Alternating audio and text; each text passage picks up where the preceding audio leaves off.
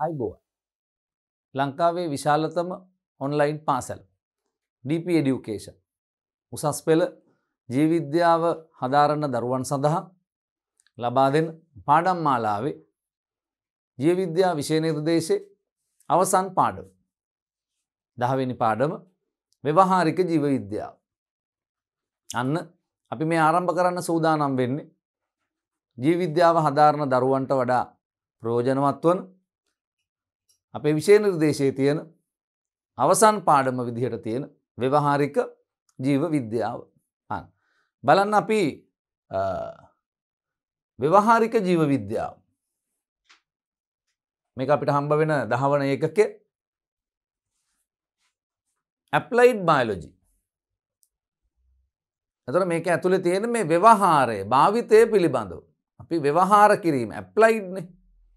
එතකොට අපි මේ ජීව විද්‍යාව ඉගෙන ගන්න කාරණාවක් විදිහට අපිට හම්බෙන එකක් තමයි අපි ප්‍රධාන මාතෘකා ගණනාවක් ඔස්සේ මුළු විෂය නිර්දේශයේ ආවරණය වන පරිදි අනජීවීය රසායනික පදනම ගැන කතා කරලා ඒ ජීවයේ තියෙන රසායනික පැත්ත කාබෝහයිඩ්‍රේට් ලිපිඩ ප්‍රෝටීන DNA RNA ඒ ටිකෙන් පස්සේ අපි සෛල පිළිබඳව ඉගෙනගෙන ඊට පස්සේ අපි ශාක පිළිබඳව ඉගෙනගෙන plant form and function ශාකාකාරය හා ක්‍රියාකාරීත්වය ඊට පස්සේ සතුන් පිළිබඳව විශේෂයෙන් මානව පද්ධති ටික පිළිබඳව කතා කරලා animal form and function නැත්නම් සත්වාකාරය හා ක්‍රියාකාරීත්වය මේ විදිහට පාඩම් ගණනාවක් අරන් ඇවිල්ලා ජීව විද්‍යාවේ අවසානයේට එනකොට අන්න අපි ඉතා වැදගත් පාඩමකට අන්න ලං වෙනවා.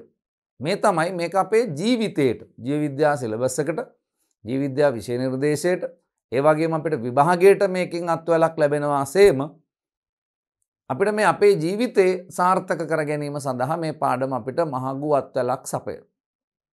මොකද මේකේ අන්තර්ගතයේ අන්න අපිට අපේ අනාගතය ගොඩනගා ගන්න පුළුවන් ශේස්ත්‍ර ටිකකට අපේ පාර කපන එක තමයි මේ පාඩමේ අරමුණ වෙන්නේ. මේ පාඩම හරහා දරුවන්ට අනාගතයේ තමන්ගේ ආර්ථිකය වර්ධනය කරගන්න මේ පාඩම මූලික අත්වලක් වෙනවා නිසායි.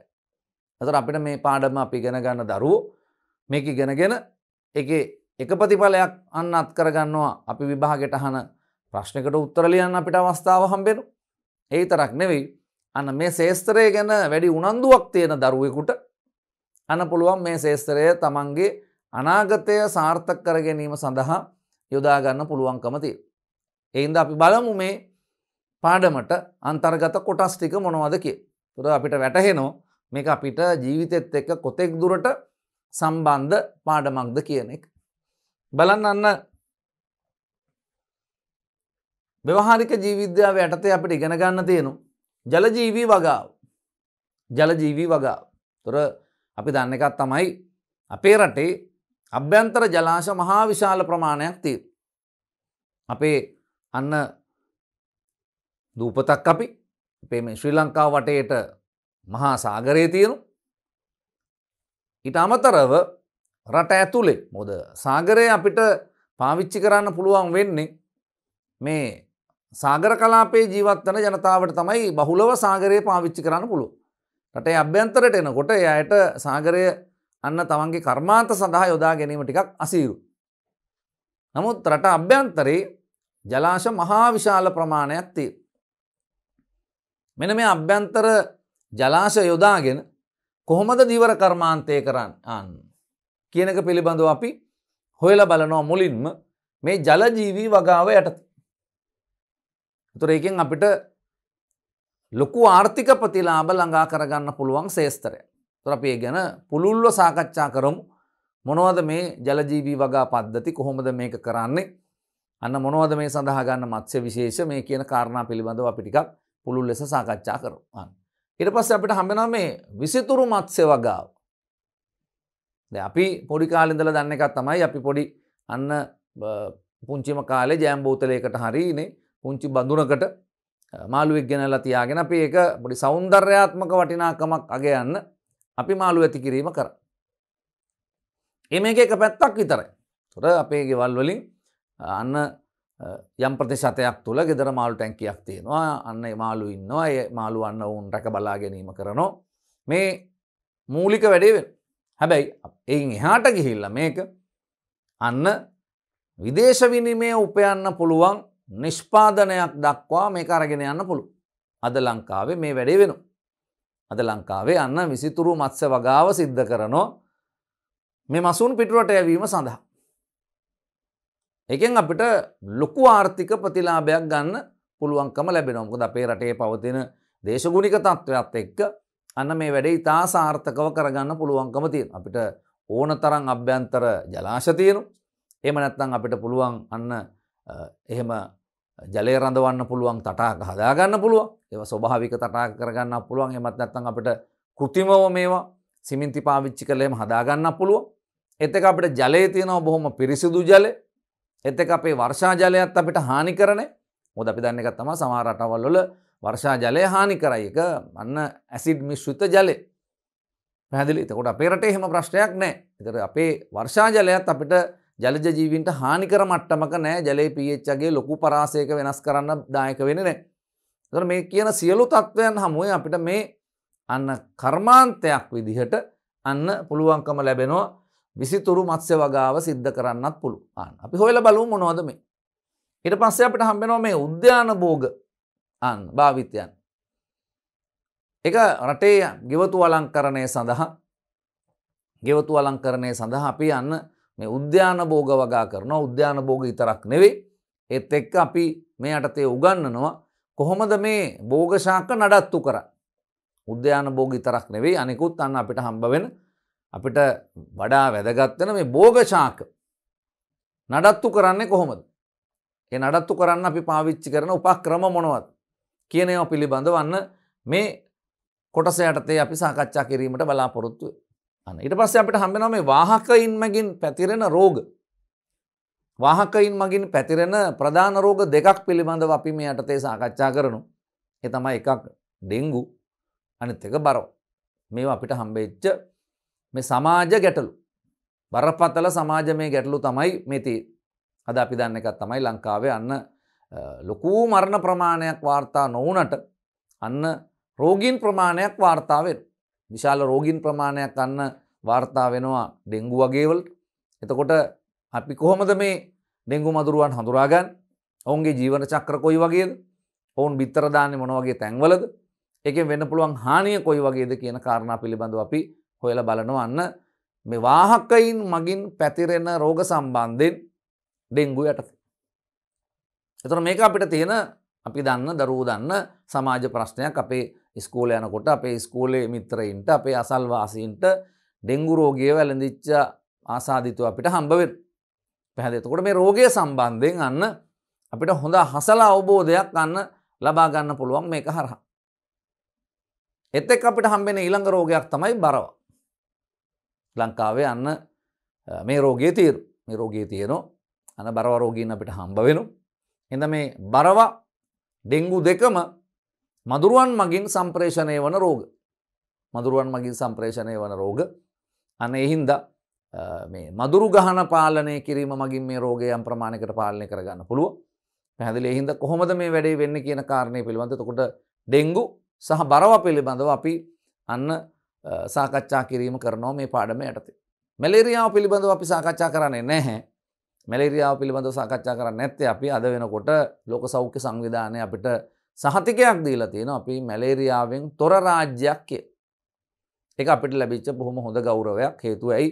අන්න ඒ සහතිකයත් එක්ක අපිට මේ අපේ රටට එන සංචාරකයෝ අන්න ඒ රෝගය සම්බන්ධයෙන් එතකොට ඔවුන්ට බයක් නැහැ. ඒ හින්දා ඔවුන් මේකට එනවා. හේතුව මැලේරියා රෝගය ලංකාවේ නැහැ කියන එක. ඒතර අපිට දැනට අපිට හම්බෙනවා බරව ඩෙන්ගු. එතකොට අපිට ওই රෝග දෙකක් මක් කරගන්න පුළුවන්ද අපේ මේ ජනතා දැනුවත් කිරීම මගින් අන්න දරුවෝ මේ රෝග සම්බන්ධයෙන් හරි අවබෝධයකින් එකෙන් මේ රෝගත් අන්න ලාංකික සමාජයෙන් සම්පූර්ණයෙන්ම අයින් කර දැමීමේ හැකියාවක් තියෙනවා.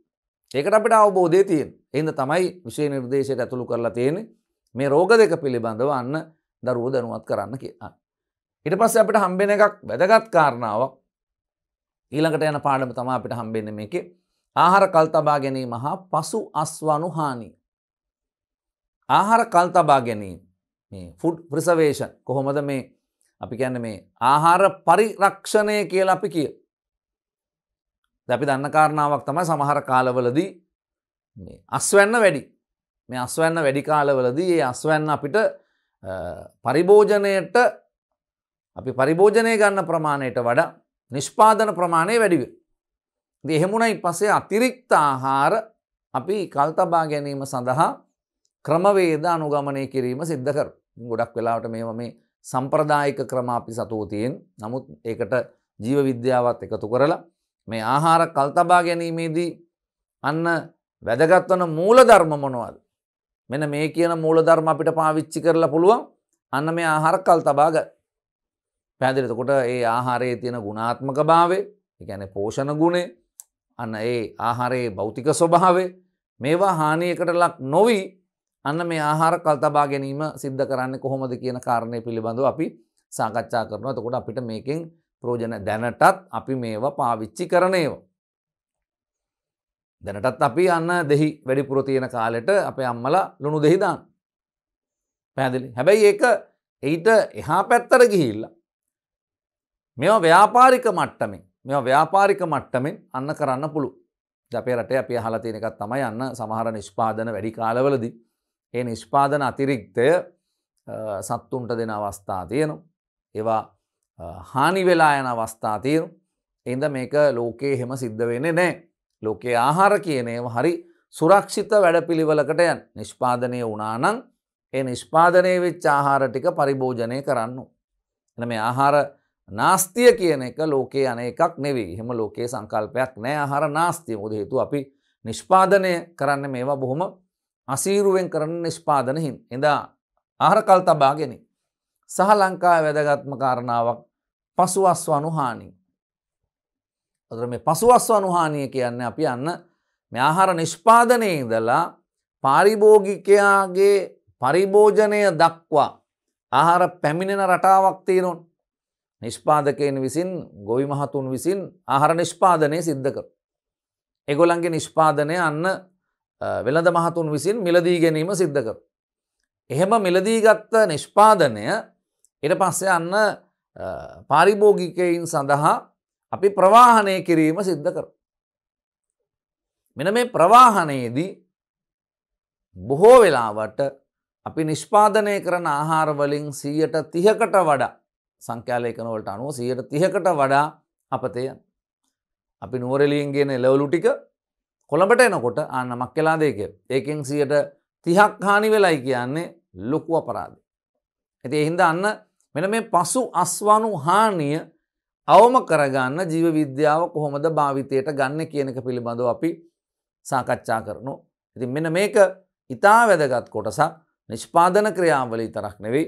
අන්න මේ නිෂ්පාදනයෙන් පස්සේ මේ පසු අස්වනු හානිය අපි අවම කරගන්න වැඩපිළිවෙලක් හදා ගන්න ඕන. අපි සම්ප්‍රදායික විදිහට අපි දැකලා තියෙන්නේ එළවලු ටික ගෝණි වලට දාලා ගෝණි එක උඩ එක ගෝණියක් උඩ තව ගෝණියක්, ඒ ගෝණිය උඩ තව ගෝණියක්, ඒක උඩ තවත් ගෝණියක්. ඊට පස්සේ මේ ඔක්කොම ගෝණි ටික මේ අන්න එළවලු ටික ලොරියට පටවලා සමහරලාට අර ඒකේ සේවය කරන මහත්තුරු මේක උඩ නැගලා එන අවස්ථාවක් තියෙනවා. ඒතර මේ ඔක්කොගෙම බර අවසානයේ යන අන්තිම එළවලු ගෝණියට. ඒතර ඒකේ තියෙන එළවලු ටික අපිට පරිභෝජනයට අවස්ථාවක් හම්බ වෙන්නේ ඒවා තැලිලා පොඩි වෙලා අන්න විනාශම වෙලා යනවා. ඉතින් මේක අපි සැලකිල්ලක් දක්වන්න ඕන එකක්. ඒ හින්දා මෙන්න මේ පසුඅස්වනු හානිය පිළිබඳව අපි සාකච්ඡා කරනවා. ඒක අවම කරගන්න අපිට ගන්න පුළුවන් ක්‍රියාමාර්ග මොනවද කියන කාරණේ සම්බන්ධයි. හරි. ඊට පස්සේ අපිට හම්බෙන්නේ ජීව විද්‍යාව හා සම්බන්ධ මේ නව්‍ය තාක්ෂණ. ජීව විද්‍යාවත් එක්ක සම්බන්ධ වෙලා තියෙන නව්‍ය තාක්ෂණ අපි මේ පාවිච්චි කරන මේ නැනෝ තාක්ෂණය පිළිබඳව. පැහැදිලිද? එතකොට අපිට හම්බ වෙනවා අන්න පොඩි ලෝකයේ තියෙන පුළුල් මාතෘකාවකට අපි පොඩි ප්‍රවේශයක් හදලා දෙනවා උසස් පෙළ ජීව විද්‍යා විෂය නිර්දේශයෙන්. මොකද ලෝකයේ පාවිච්චි කරන ඉතා සියුම් දියුණුම තාක්ෂණයක් තමයි නැනෝ තාක්ෂණය. එතකොට ලෝකයේ යන්නේ මේ වෙනකොට අණුක ජීව විද්‍යාවයි එහෙමත් නැත්නම් මොලකියුලර් බයොලොජි කියලා කියන්නේ අපි. ඒකයි මේ නැනෝ තාක්ෂණය කියන දෙක තමයි ලෝකයේ අද වෙනකොට බොහොම තරංගකාරීව ඉස්සරහට යන ශේස්ත්‍ර දෙකක්, දියුණු ශේස්ත්‍ර දෙකක්. මෙන්න මේ ශේස්ත්‍ර සඳහා දරුවන්ව පෙළඹවීමේ අරමුණ ඇතුව අන්න අපි උසස් පෙළ ජීව විද්‍යාවේ 10 වෙනි පාඩමට ව්‍යවහාරික ජීව විද්‍යාවට අන්න අපි ඇතුළත් කරලා තිනවා මේ නව්‍ය තාක්ෂණයන් විදියට මේ නැනෝ තාක්ෂණය පිළිබඳව දරුවන්ට පැහැදිලි කිරීමක් කරා. එතකොට අන්න අපි ඒ වගේම දරුවෝ ඉගෙන ගන්නවා අණුක ජීව විද්‍යාව හා ප්‍රතිසංයෝජන DNA තාක්ෂණය. ඒකෙන් දරුවන්ට මේ අණුක ජීව විද්‍යාව ගැන මොලකියුලර් බයොලොජි පිළිබඳව පොඩි අදහසක් එනවා. ඒ අදහසත් එක්ක දරුවන්ට අන්න ඔවුන්ගේ මනස තුළ නිර්මාණය වෙනවා මේක මේ බොහොම දියුණු ශේස්ත්‍රයක් මේකෙන් අපිට ඉස්සරහට යන්න ඕන කියලා. එහෙම එකක් කරගන්න අවස්ථාව හම්බ වෙනවා. ඊළඟට නැනෝ තාක්ෂණය යන්න. නැනෝ තාක්ෂණයේ මූලික පියවර අපි උසස් පෙළ පන්තියෙන් තියලා දුන්නයින් පස්සේ දරුවන්ට පුළුවන් ඒ ශේෂ්ත්‍ර සම්බන්ධයෙන් ලංකාවේ අන්න අධ්‍යයනය කරලා ඊට පස්සේ ලංකාවෙන් එළියට ගිහිල්ලා අන්න විදේශ අධ්‍යාපනයක් ලැබලා මෙන්න මේවා පුළුල් ලෙස ඉගෙනගෙන නැවත ලංකාවට සේවය කිරීම සඳහා උන්ට අවස්ථාවක් හම්බ වෙනවා. ඒකටයි මේ විෂය නිර්දේශයට මේ අන්න නව්‍ය තාක්ෂණයක් විදිහට නැනෝ තාක්ෂණය එකතු කරලා තියෙන්නේ. ඔන්න එතකොට අපිට හම්බ වෙන මේ ව්‍යවහාරික ජීව විද්‍යාව. ඒතර දරුවෝ මේ පාඩම දිහා බලපු ගමන් මේක අපිට හම්බ වෙන මම අර මුලින්ම කිව්ව කාරණා දෙකම සම්පූර්ණ වෙනවා. එකක් උසස් පෙළ විභාගයේදී අපිට අහන ප්‍රශ්නයකට අපිට පිළිතුරු ලියා ගන්න අවස්ථාව හම්බ වෙනවා. දෙක අන්න මේකෙන් අපිට අන්න අපේ ආර්ථිකය එහෙමත් නැත්නම් අපේ අනාගතය අන්න සාර්ථක කර ගැනීම සඳහා මේක අන්න යොදා ගන්න පුළුවන්කම ලැබෙනවා. එහෙනම් අපි මුලින්ම යනවා බලන්න එහෙනම් ජලජීවී වගාව පිළිබඳව හොයලා බලන්න. ගන්න. මේ තියෙන ජලජීවී වගාව. මේ ජලජීවී වගාවට හැඳින්වීමක් තියෙනවා. මේ ජලජීවී වගාව හඳුන්වන්නේ අන්න FOA ආයතන. FAO ආයතන. අන්න මොකද්ද කියන්නේ? Food and Agriculture Organization of United Nations. එක්සත් ජාතීන්ගේ අන්න ආහාර හා කෘෂිකර්ම සංවිධාන. FAO අන්න Food and Agriculture Organization of United Nations. මෙන්න මේගොල්ලෝ තමයි මේ ජලජීවී වගාවට ඩෙෆිනිෂන් එකක් දෙන්නේ. හැඳින්වීමක් දෙන්නේ. ඔන්න ඕක දැනගෙන තියාගන්න. ඕක විභාගෙදී අපිට ව්‍යුහගත රචනා ප්‍රශ්න පත්‍රයේ ජලජීවී වගාව යනු කුමක්ද කියලා පුංචි ප්‍රශ්නයක් අහන්න පුළුවන්. ඒතර ජලජීවී වගාව කියලා කියන්නේ ඒතර ජලජීවී වගාව හඳුන්වලා දෙන්නේ FAO ආයතනය. ජලජීවී වගාව කියන්නේ මත්ස්‍යයින්, මොලස්කාවන්, අන්න ඊට අමතරව අන්න ක්‍රස්ටේෂියන්. මත්ස්‍යයින්, මොලස්කාවන්, ක්‍රස්ටේෂියාවන් හා ජලජ පැලෑටි අන්න ජලජ පැලෑටි වගා කිරීම. අතර අපි දන්න එකක් තමයි මත්ස්‍යයින් අපි දන්නවා වගා කරනවා කියලා. මාළුවන් අපිට විසිතුරු මසු වගාව කරන්න පුළුවන්. එමත් නැත්නම් ලංකාවේ තියෙන අභ්‍යන්තර ජලාශ තුල අන්න ආහාරය පිණිස මසුන් නැති කරන්නත් පුළුවන්. වගා කරන්නත් පුළුවන්. පැහැදිලි? ඒ වගේම තමයි මොලස්කාවන් අන්න බෙල්ලෝ. පැහැදිලි? අන්න අපි දන්න එකක් තමයි මේ දෙපියන් බෙල්ලෝ වගේ අය පාවිච්චි කරලා ලෝකේ ලොකු මුදල් ඉපයීමක් සිද්ධ කරනවා. එකක් ඒගොල්ල ආහාර විදිහට, අනිත් එක මේ මුතු බෙල්ලන්. අපි දන්නා ලෝකේ කෘතිම මුතු හදන. කෘතිම මුතු හදනවා. ඒත් මොකද්ද? මේ විදිහටම අන්න මොලස්කාව තමයි අන්න අපිට එතනදී යොදා ගන්න. ඊට අමතරව ක්‍රස්ටේෂියාවන් කවුද? ඉස්සෝ. අන්න මෙන්න මේ ජීවීන් අතරින් මත්ස්‍යයින්, මොලස්කාවන්, ක්‍රස්ටේෂියාවන් හා ජලජ පැලෑටි වගා කිරීම තමයි අපි කියන්නේ ජලජීවී වගාව. එතකොට මේවා අද වෙනකොට ලංකාව ඇතුලේ අන්න සුළු ප්‍රමාණ වලින් සිද්ධ වෙනවා.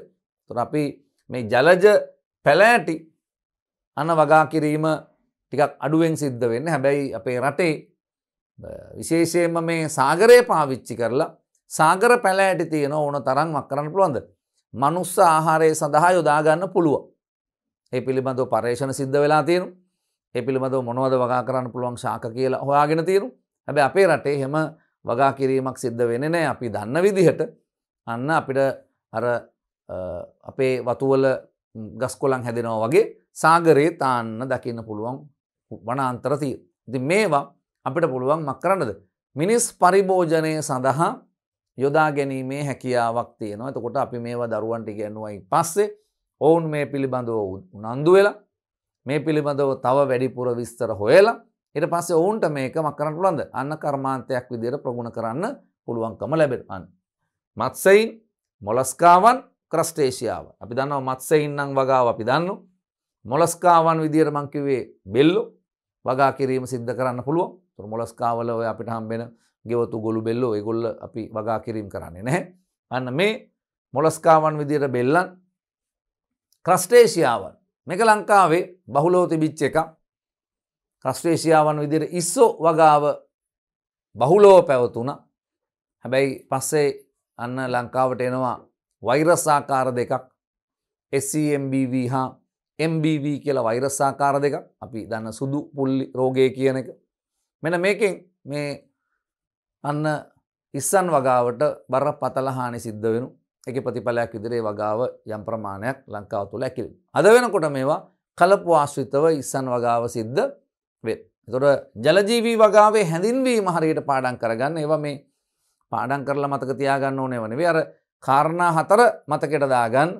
මත්ස්‍යයින්, මොලස්කාවන්, ක්‍රස්ටේෂියාවන් හා ජලජ පැලෑටි. ආන්න වගා කිරීම අපි කියනවා මොකක් කියලාද? ජලජීවී වගාව. එතකොට ඔබේ උත්තරේට ඔබ විභාගයට ලියන අන්න පිළිතුරේ මෙන්න මේ ටික තියෙන්න ඕනේ. මත්ස්‍යයින්, මොලස්කාවන්, ක්‍රස්ටේෂියාවන් හා ජලජ පැලෑටි වගා කිරීම. මේ අර්ථ දැක්වීම දෙන්නේ අපිට එක්සත් ජාතීන්ගේ ආහාර හා කෘෂිකර්ම සංවිධානය මගින් තමයි මේ අර්ථ දැක්වීම අපිට දීලා තියෙන්නේ. ඒතර යමු අපි ජලජීවී වගාවේ වැදගත්කම. මොකටද අපි මේ ජලජ ජීවීන් වගා කිරීම සිද්ධ කරන්නේ? ඒතර අපි ඔකේ ප්‍රධාන වශයෙන් අපි අරමුණු කරගන්නේ මේ අභ්‍යන්තර ජලාශවල රට අභ්‍යන්තරයේ සිදු කරන අන්න දීවර කර්මාන්තය. රට අභ්‍යන්තරයේ සිදු කරන දීවර කර්මාන්තය තමයි අපි මේකෙන් ප්‍රධාන වශයෙන් අරමුණු කරගෙන තියෙන්නේ. එතකොට මොකටද මේ ජලජීවී වගාව මොකටද වැදගත් වෙන්නේ? එකක් තමයි අපිට හම්බ වෙන මේ වැඩිවන මානව ජනගහනයට හොඳ ආහාර සැපයුමක් වී. දැන් අද වෙනකොට ලෝක ජනගහනය බිලියන 7 ඉක්මවන. උසස් පෙළ ජීව විද්‍යා අන්න සම්පත් පොතට අනුව මතක තියාගන්න අපෙන් විභාගයට ඇහුවොත් අපි කියනවා බිලියන 7 ඉක්මවනවා ලෝක ජනගහනය. අපි විශ්වාස කරනවා ඊළඟ වසර 40 ඇතුළතදී පෘථුවියේ ජනගහනය දෙගුණ වෙයි කිය. ඒ කියන්නේ බිලියන 14 ඉක්මවයි කිය. ඒක අරමුණු කරගෙන තමයි ලෝකයේ ආහාර නිෂ්පාදන වැඩසටහන් ක්‍රියාත්මක වෙන්නේ. ලෝකයේ ආහාර නිෂ්පාදන වැඩසටහන් ක්‍රියාත්මක වෙන්නේ මේ වැඩිවන ජනගහනයට සාපේක්ෂව. අපි දන්න එකක් තමයි අන්න භූමිය විශාල වෙන්නේ නැහැ. පෘථුවිය ලොකු වෙන්නේ නැහැ. වගාබිම් වැඩි වෙන්නේ නැහැ. ජනගහනය වැඩි වෙන්න වගාබිම් තවත් මක් වෙනවද? ආන්න මිනිස්සුන්ගේ ජනාවාස ඉදිවීමත් එක්ක වගාවට තියෙන භූමි ප්‍රමාණය එන්න අඩු වෙනවා. ඒතර අපිට තියෙන්නේ මේ තියෙන ඉඩ කඩේ වැඩි ප්‍රතිලාභයක් ලබා ගන්න. එහෙනම් ජලජීවී වගාව එක ප්‍රධාන වැදගත්කමක් තමයි අන්න වැඩිවන මානව ජනගහනයට හොඳ ආහාර විසඳුමක් විදියට අන්න මේ අභ්‍යන්තර දීවර කර්මාන්තය හඳුන්වන්න පුළුවන්. නැත්නම් ජලජීවී වගාව හඳුන්වන්න පුළුවන්. දෙවෙනි එක අපිට හම්බෙනවා අත්‍යවශ්‍ය පෝෂක නැති වී යාමෙන් නැතිවන ගැටලු අවම කරගන්න. දැන් අපි දන්න එකක් අපි බතෙන් සම්පූර්ණ වෙච්ච රටක්. අපි සහල් නිෂ්පාදනය කරලා අපේ ප්‍රධාන ආහාරයේ බත්. එතකොට බත් හරහා අපිට කාබෝහයිඩ්‍රේට් අපිට හම්බ වෙනවා. හැබැයි අන්න ප්‍රෝටීන් අපිට ලබා ගන්න පුළුවන් ප්‍රබව දරුවෝ ඉගෙන ගත්ත පුංචි කාලේ මස් මාළු කිරි බිත්තර සොයා බෝංචි දඹල පරිප්පු කියන ශාක ප්‍රභව වලත් ප්‍රෝටීන තියෙනවා. ඒතර ප්‍රධාන සත්ව නිෂ්පාදන තමයි අපිට හම්බ වෙන අන්න මස් මාළු කිරි බිත්තර කියන ප්‍රෝටීන ප්‍රභව ටික. ඒතර ඒකෙන් අන්න මේ මසුන් ආහාරයට ගැනීම මගින් මේ මත්ස්‍ය ආහාර මගින් අපේ ප්‍රෝටීන අවශ්‍යතාවය සම්පූර්ණ කරගන්න පුළුවන්කම තියෙනවා. ඉතින් ප්‍රෝටීන විතරක් නෙවෙයි අන්න ලිපිඩක් තියෙනවා. විටමීන ටිකත් khනිජයන ටිකත් අන්න මේ සියලු දේ අන්තර්ගත ආහාරයක් විදිහටයි අපි මාළු හඳුන්වන්නේ. එහෙනම් අපි කියනවා දෙවෙනි කාරණය තමයි අත්‍යවශ්‍ය පෝෂක නැති වී යාමෙන් නැතිවන ගැටලු අවම කරගන්න මේක දායක කරගන්න පුළුවන් විශේෂයෙන්ම මම කියව ප්‍රෝටීන්. ලෝකයේ ජාතීන් අතර තියෙන ගැටලුවක් තමයි මේ ප්‍රෝටීන ශක්ති මන්ද පෝෂණය. මොකද සමහර අයට ප්‍රෝටීන ලැබෙන ප්‍රමාණය අඩු වෙනකොට මොකද වෙන්නේ? අන්න ප්‍රෝටීන ශක්ති මන්ද පෝෂණය ඇති වෙන්න පුළුවන් මේ ප්‍රෝටීන හිගවීමත් එක්ක. ඉතින් ඒක අවම කරගන්න පුළුවන් දෛනික ප්‍රෝටීන අවශ්‍යතාවය සම්පූර්ණ කරගන්න පුළුවන් අන්න මාළු ආහාරයට ගැනීම මගින්. දැන් ගොඩක් වෙලාවට ඉන්දියාව වගේ රටවල් අන්න පාවිච්චි කරනවා කිරි නිෂ්පාදනය. අන්න ඔවුන් කිරි නිෂ්පාදනය කරනවා. හින්දා අපි අර කියපු කාරණෙත් එක්කනේ ප්‍රෝටීන අපිට ලැබෙන්නේ මස්, මාළු, කිරි, බිත්තර, සෝයා බෝංචි, දඹල, පරිප්පුයි කියන ආහාර වලින්. එතකොට කිරි අපිට ලැබෙනවා නම් ඒත් හරි. එතකොට ලොකු කිරි නිෂ්පාදනයක් ඉන්දියාව සිදු කර ගන්නවා. ඉන්දියා ඒගොල්ලන්ගේ ජනතාවට අවශ්‍ය ප්‍රමාණයට කිරි නිෂ්පාදනය කරගන්නවා. ඉතින් අපිට අන්න අපේ ලොකු කිරි නිෂ්පාදනයක් අපේ රටේ නැහැ. ඉතින් අපිට පුළුවන් මේ අභ්‍යන්තර ජලාශවල මසුන් නැති කරලා අන්න ඒ ප්‍රෝටීන අවශ්‍යතාවය හරහා සම්පූර්ණ කරගන්න පුළුවන්කම ලැබෙනවා. එහෙනම් දෙවෙනි එක අපි කියන අත්‍යවශ්‍ය පෝෂක නැති වී යාමෙන් නැතිවන ගැටලු ආවම කරගන්න මේක පාවිච්චි කරගන්න පුළුවන්. ප්‍රෝටීන බහුල සෞඛ්‍ය සම්පන්න ආහාරයක් වීම. ඔව්. එහෙනම් අන්න මසුන් කියලා කියන්නේ ප්‍රෝටීන බහුල මේක සෞඛ්‍ය සම්පන්න ආහාරයක්. අපි කොහෙවත් සඳහනක් නැහැ. අන්න මේ මාළු අපි සාමාන්‍ය ව්‍යවහාර කරන මාළු ආහාරයට ගැනීම මගින් මෙන්න මේ කියන අහිතකර තත්වයන් ඇති වෙනවා කියලා සඳහනක් නැහැ. හැබැයි මේ ජලජ ජීවීන් අපවිත්‍රකරණය වෙන්න පුළුවන්. ඒක ගැන අපි සැලකිල්ලක් දක්වන්න ඕන. සමහර විට ජලාශවල අපවිත්‍ර වූ ජලාශවල වර්ධනය වන මාළු ආහාරයට ගැනීම මගින් නම් සෞඛ්‍ය ගැටලු ඇති වෙන්න පුළුවන්. මොකද මේ මාළුන්ගේ ශරීර තුළට විවිධ හානිකර රසායනික ද්‍රව්‍ය ඇතුළු වෙන්න පුළුවන්. ඒක උන්ට හානිකර නොවෙන්න පුළුවන්. ඇයි? උන් පුංචි කාලේ ඉඳලා මේ මාළු ටිකේ අන්න ජලජ පද්ධති වල ජීවත් වීම. එහෙනම් මේ අපවිත්‍රකරණයට ලක් නොවු ජලාශවල වැඩෙන මසුන් සම්බන්ධයෙන් සෞඛ්‍ය ගැටලු නැහැ. අපි දන්නවා මාළු දිනපතා ආහාරයට ගැනීම කිසි සෞඛ්‍ය ගැටලුවක් ඇති කරන්නේ නැහැ. වෛද්‍ය විද්‍යාවේ කියනවා අන්න මාළු ආහාරයට ගැනීම අපි කියනවනේ මේ ඕනාට වඩා රතු පාට මස් කන්න එපා කියලා. රතු පාට මස් වර්ග ඕනාට වඩා කන්න එපා. මොකද හේතුව ඒවා ලෝකේ හොයා ගන්නවා ආහාර මාර්ගය ආශ්‍රිත පිළිකා ඇති වෙන්න පුළුවන්. ඒත් එක්ක අපිට හම්බ වෙන සුලභ රෝග තත්ත්ව විදියට මේ කොලෙස්ටරෝල් වගේ තත්ත්ව ඇති වෙන්න පුළුවන්. හැබැයි මසුන් ආහාරයට ගැනීම මගින් එවැනි අවදානමක් තියෙනවා කියලා අපි කොහෙදිවත් කියන්නේ නැහැ. අන්න එහෙනම් අපි කියනවා මොකක් කියලාද? ප්‍රෝටීන බහුල සෞඛ්‍ය සම්පන්න ආහාරයක් වීම. වෙන එකක් වැඩිවන මානව ජනගහනයට ආහාර සැපයීම ආන්න මේ හරහා සිද්ධ කරන්න පුළුවන්. ඒතර අර අපි පුරුදු වෙලා තියෙන ක්‍රමයක් තියෙනවා. අපි පුරුදු වෙලා තියෙන්නේ ලොකු කාබෝහයිඩ්‍රේට් ප්‍රමාණයක් එක්ක. පුංචි මාළු කෑල්ල අන්න පලා වර්ගයක් එළවලු කීපයක් සම්බෝල ටිකක් ඔන්න ඔහොම ආහාරයක් තමයි අපි හදාගෙන තියෙන. එක සමබල ආහාරයක්. ඒ පිළිබඳ ගැටලුවක් නැහැ. ඒක සමබල ආහාරයක්. ඒකේ කාබෝහයිඩ්‍රේට් තියෙනවා. ඒකේ මාළු කෑල්ලක් තියෙනවා කියලා කියන්නේ ඒකේ අන්න ප්‍රෝටීන තියෙනවා. පැහැදිලි. ඒකේ සම්බෝල තියෙනවා කියලා කියන්නේ ඒකේ ලිපිඩ තියෙනවා. ඒකේ අන්න වෙන මැල්ලුමක් තියෙනවා කියලා කියන්නේ කනිජයන විටමීන ටික තියෙනවා. පැහැදිලි. ඒකට මේක බොහොම සමබල ආහාරයක්. පැහැදිලි. නමුත් ප්‍රශ්නේ තියෙන්නේ අපිට අර ලැබෙන ප්‍රෝටීන ප්‍රමාණය අඩුයි. ඇයි? අපි කන්නේ පුංචි මාළු කෑල්ල. ඒ පුංචි මාළු කෑල්ලක් කන්න හේතුව තමයි අන්න අපිට එහෙම මාළු සුලභ නැහැ. මාළු සුලභ නැහැ.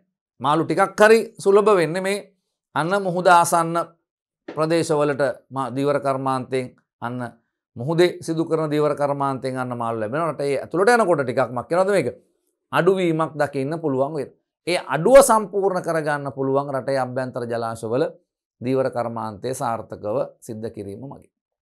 පැහැදිලිද? එහෙනම් ඔන්න ඊළඟ කාරණේ තමයි ස්වභාවික මත්ස්‍ය ප්‍රභව වලින් ලැබෙන අස්වැන්න වැඩිවන ජනගහනයට ප්‍රමාණවත් නොවීමට අන්න පිළියමක් ලෙස වැදගත් වෙනවා. මම කිව්වේ සාගරයේ මසුන් නිෂ්පාදනය තමයි ඒක තමයි අපිට හම්බ වෙන මේ සම්ප්‍රදායික ක්‍රමේ ස්වභාවික මත්ස්‍ය ප්‍රභව. ඊට අමතරව අපිට රටේ ඇතුලේ තියෙන දැවැන්ත ජලාශවල ස්වභාවිකව ඉදිවෙච්ච මත්ස්‍ය සම්පතක් තියෙනවා. ඒකෙනුත් අන්න අපිට යම් ප්‍රමාණයක් ලැබෙනවා. හැබැයි අන්න මොකක්ද කියන්නේ? ස්වභාවික මත්ස්‍ය ප්‍රභව වලින් ලැබෙන අස්වැන්න අන්න වැඩිවන ජනගහනයට ප්‍රමාණවත් නොවීම. අන්න ඒක ලැබෙන්නේ නැහැ. හින්දා අපිට ඒකට පොඩි උදව්වක් කරන්න පුළුවන්. අපිටත් පුළුවන් රටේ අභ්‍යන්තරව මක් කරන්නද? මේ ජල ජීවී වගාව සිද්ධ කරලා මසුන් නිෂ්පාදනය කිරීම සිද්ධ කරන්න පුළුවන්. ඊළඟ එක තමයි ස්වභාවිකව මත්ස්‍ය ප්‍රභව අධිපාරිභෝජනය කිරීමෙන් ඔවුන් වඳ වී යාම වළක්වා ගත හැකි වී. අන්න එතකොට සාගරයේ වෙන්න පුළුවන්. රට අභ්‍යන්තරයේ ස්වභාවික ඉන්න මත්ස්‍ය ප්‍රජාව වෙන්න පුළුවන්. මේගොල්ලෝ අපි දිගින් දිගටම අන්න පරිභෝජනය කිරීම හේතු කොටගෙන අපි කියනවා අධිපාරිභෝජනය. පැහැදිලි? මේ ඕවර් ෆිෂින් කියන එක මේක හොඳ එකක් නෙවෙයි.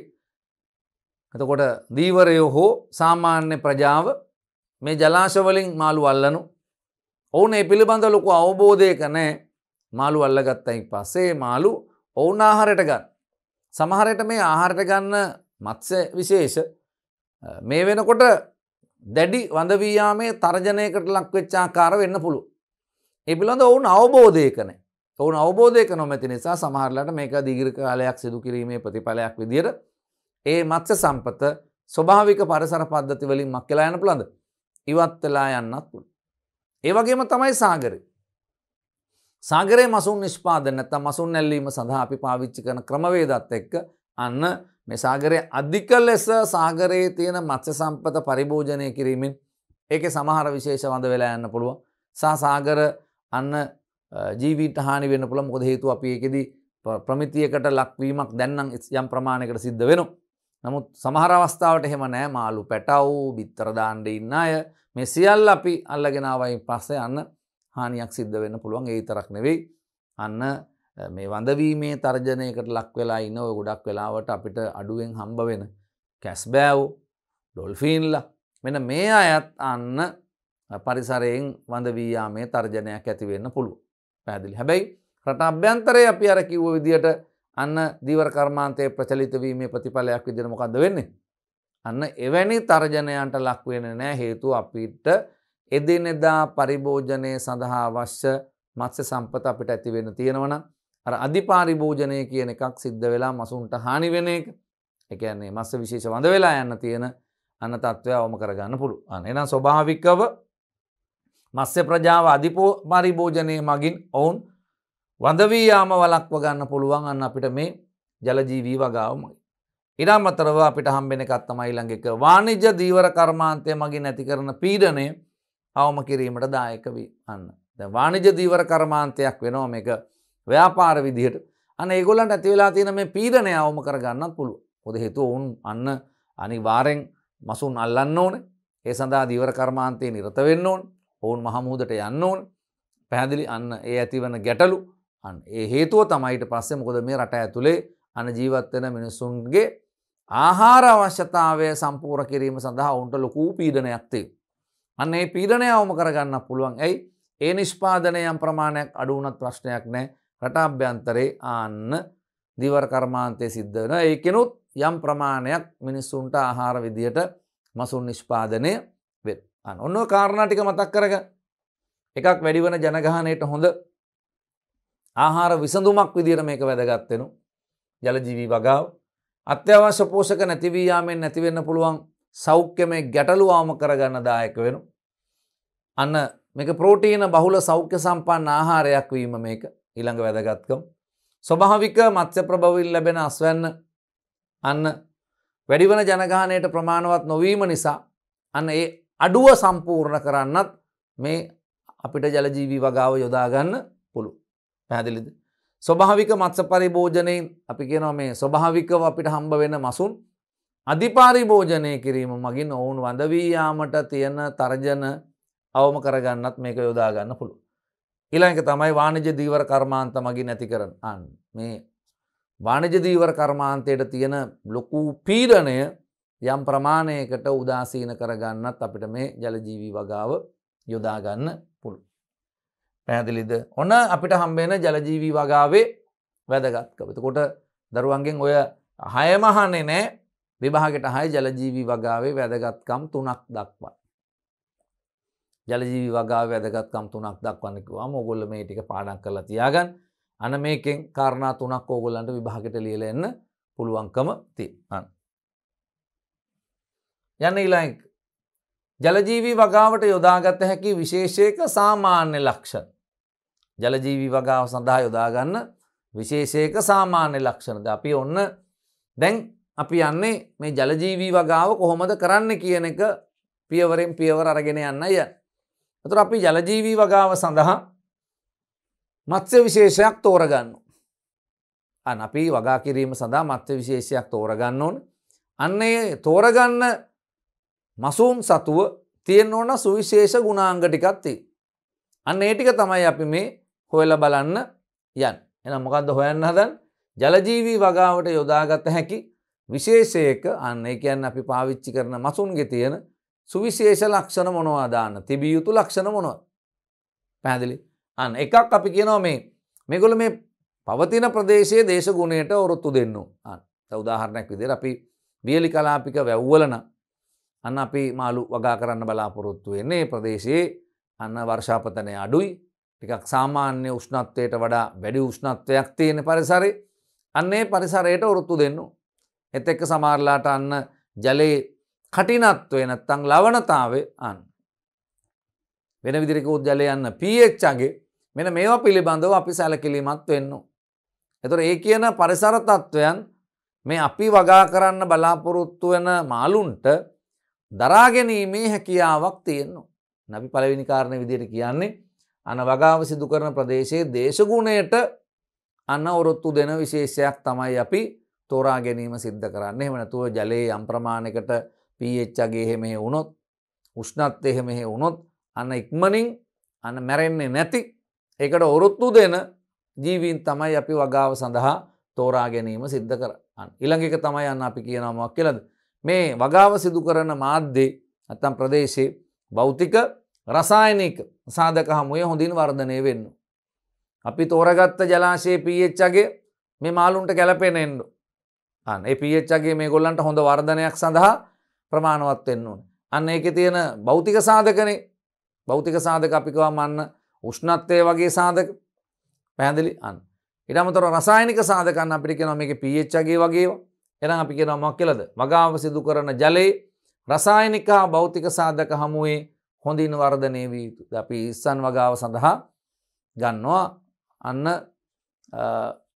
කලපු වල අපි ඉස්සන් වගාව සිද්ධ කරනවා. මොකද හේතුව අපිට ඒකට ඕනේ ලවණ සහිත ජලය. ඔක රට අභ්‍යන්තරේ අපිට කරන්න බෑ.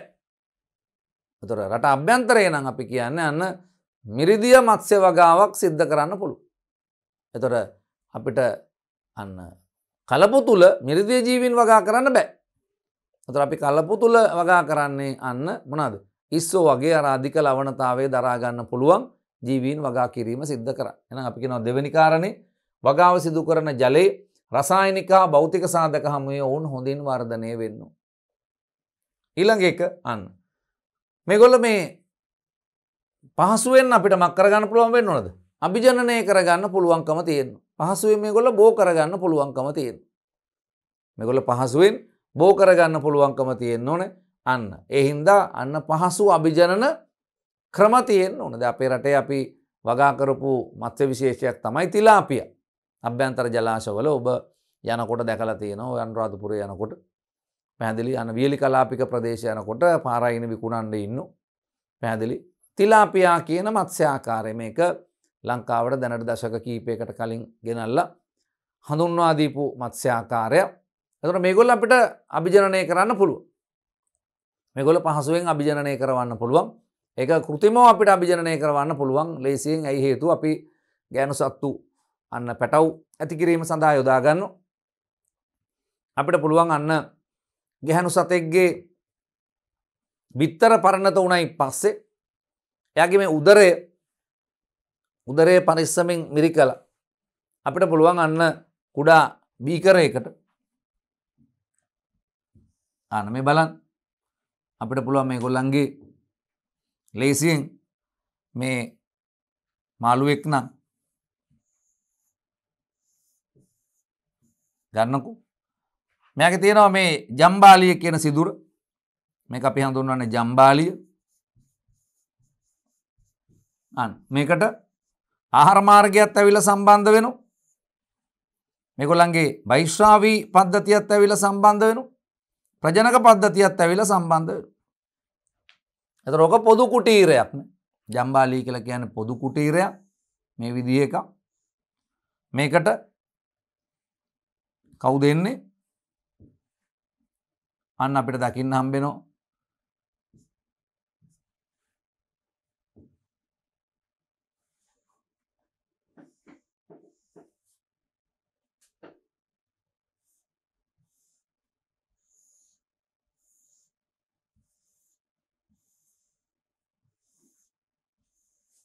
ආන්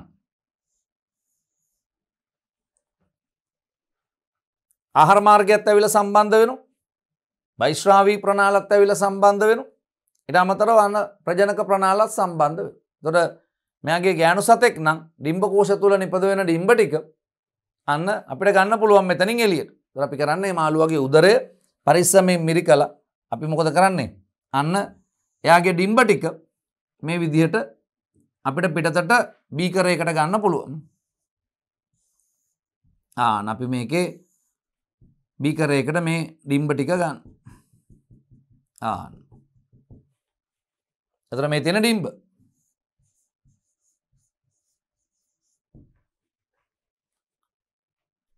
පිරිමි සතෙක් කන්න. පිරිමි සතෙක් අරගෙන එයාගේ අන්න සුක්‍රාණු ටික සිලින්ජරයක් ආධාරයෙන් එළියට ඇදලා ගන්න පුළුවන්. සිලින්ජරයක් ඇවලා එකෙන් අන්න සුක්‍රාණු ටික එළියට ඇදලා ගන්න පුළුවන්. දැන් සිලින්ජරය ඇතුලේ තියෙනවා මොනවද? සුක්‍රාණු ටික. දැන් අපි කරන්නේ මක් කරන එකද? මේ අන්න සිලින්ජරය පාවිච්චි කරලා මේ බලන්න. මේ සිලින්ජරය පාවිච්චි කරලා අපි අන්න ඒ සුක්‍රාණු ටික අපි දානවා කොහෙටද? මේකට දාන්න. මේ බීකරය තුල තියෙන ඩිම්බවලට මේ සුක්‍රාණු ටික වැටෙන්න සලස්සන. ඊට පස්සේ පරිස්සමෙන් වීදුරු කූරක් දාලා මේක හිමීට පොඩි මිශ්‍ර කිරීමක් සිද්ධ කරනවා. දැන් ඔබට වැටහෙන්න ඕන එහෙනම් මේ ඩිම්බයි මේ සුක්‍රාණුයි. ඒතර මේකේ තියෙන සුක්‍රාණු මේ සුක්‍රාණු හා ඩිම්බ මේකෙදි සංසේචනය වීම සිද්ධ වෙනවා. එහෙම සංසේචනය වෙන්න ඇරලා ඊට පස්සේ අපි මේක පුංචි ටැංකියකට මේ ටික මාරු කරමු. දැන් මේකේ තියෙන සංසේචිත ඩිම්බ මේ සංසේචිත ඩිම්බ වලින් මක් කරනවද? අන්න කුඩා මත්ස්‍ය පැටව් වෙනවා දකින්න පුළුවන්.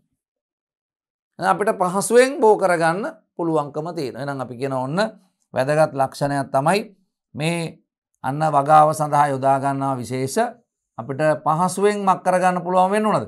බෝ කරගන්න පුළුවන්කම තියෙන අය වෙන්න ඕන. පහසුවෙන් බෝ කරන්න පුළුවන්. අන්න එහෙම බෝ කිරීම සඳහා අභිජනන ක්‍රම පවතින අය වෙන්න ඕන.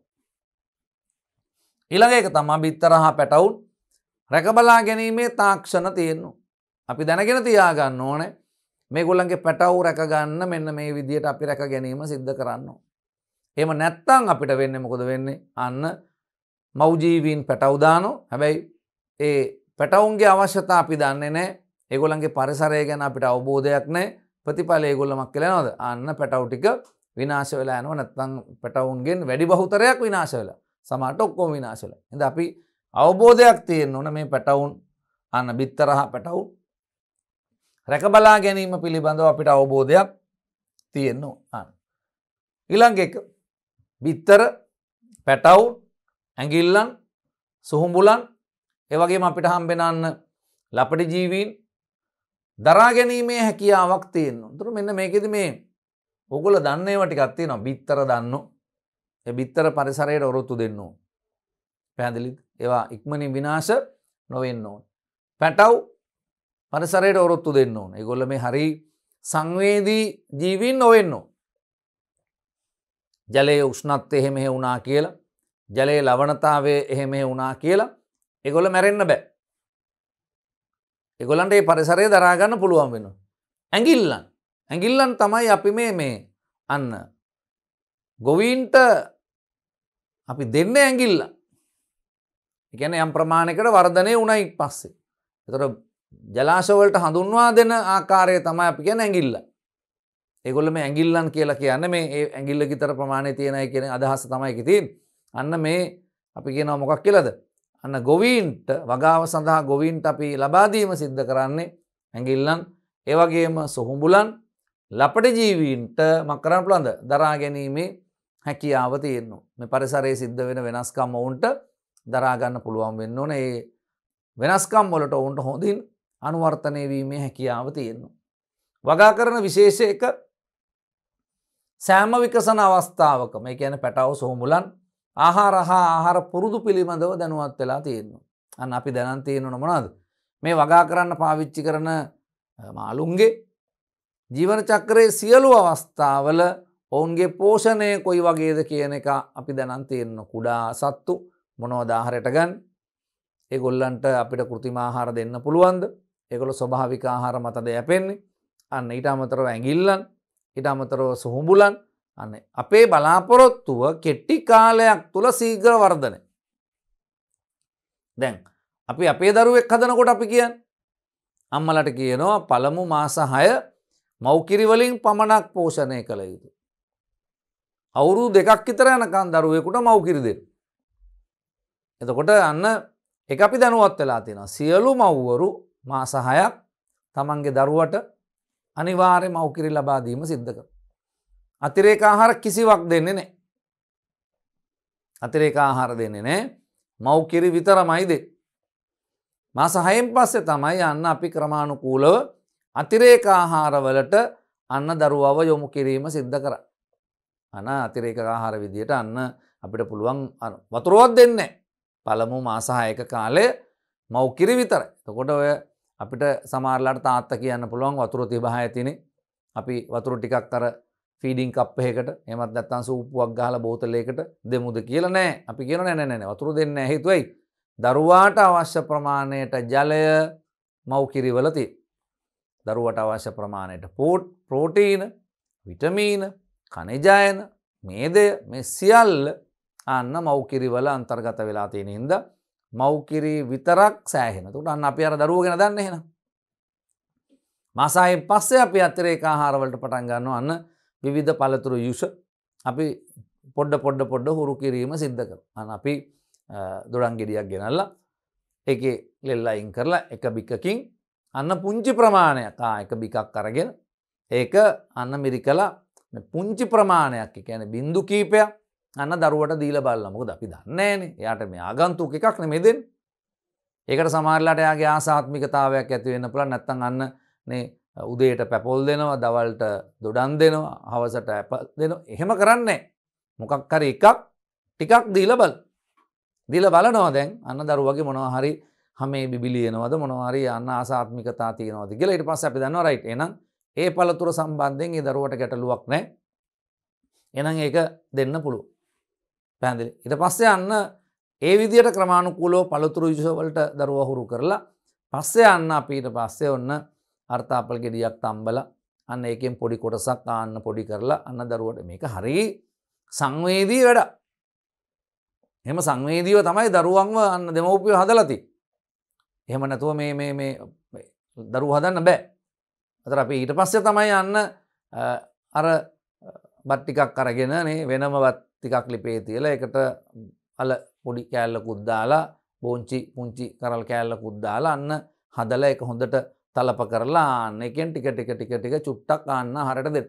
හදලා තියෙනවා හැබැයි ෆීඩින් කප් එකක් මෙච්චර නමුත් දරුවට දෙන්නේ එකෙන් හැඳි දෙකක් තුනක් විතර දෙනවා. මොකටද මේ හුරු වෙනකම්. ඊට පස්සේ අපි යන්න අතිරේක ආහාර ක්‍රමානුකූලව මව්කිරි ක්‍රමානුකූලව අඩු වෙනවා. අතිරේක ආහාර ප්‍රමාණය ටිකෙන් ටික මක් වෙනවද? අන්න වැඩි. අනිකුත් සත්තුත් එසේ. ওই විදිහටම තමයි මක් කරන්නේද? සිද්ධ කරන්න. එහෙනම් අපිට අවබෝධයක් තියෙන්න ඕන අපි මේ වගා කරන මත්ස්‍ය ප්‍රජාව සම්බන්ධයෙන් ඒගොල්ලන්ගේ ආහාර රටා මොනවද කියන කාරණය පිළිබඳව අපි දැනගෙන තියෙන්න ඕන. අන්න පැහැදිලිද? සෑම විකසන අවස්ථාවක මේ කියන්නේ පැටව සෝඹුලන් ඔවුන්ගේ ආහාර මොනවද? ඒ වගේම ඔවුන්ගේ ආහාර පුරුදු පිළිබඳව අන්න අපි හොඳ අවබෝධයක ඉන්නවා. ආහාර පුරුදු පිළිබඳ අවබෝධයක් තියෙනවා.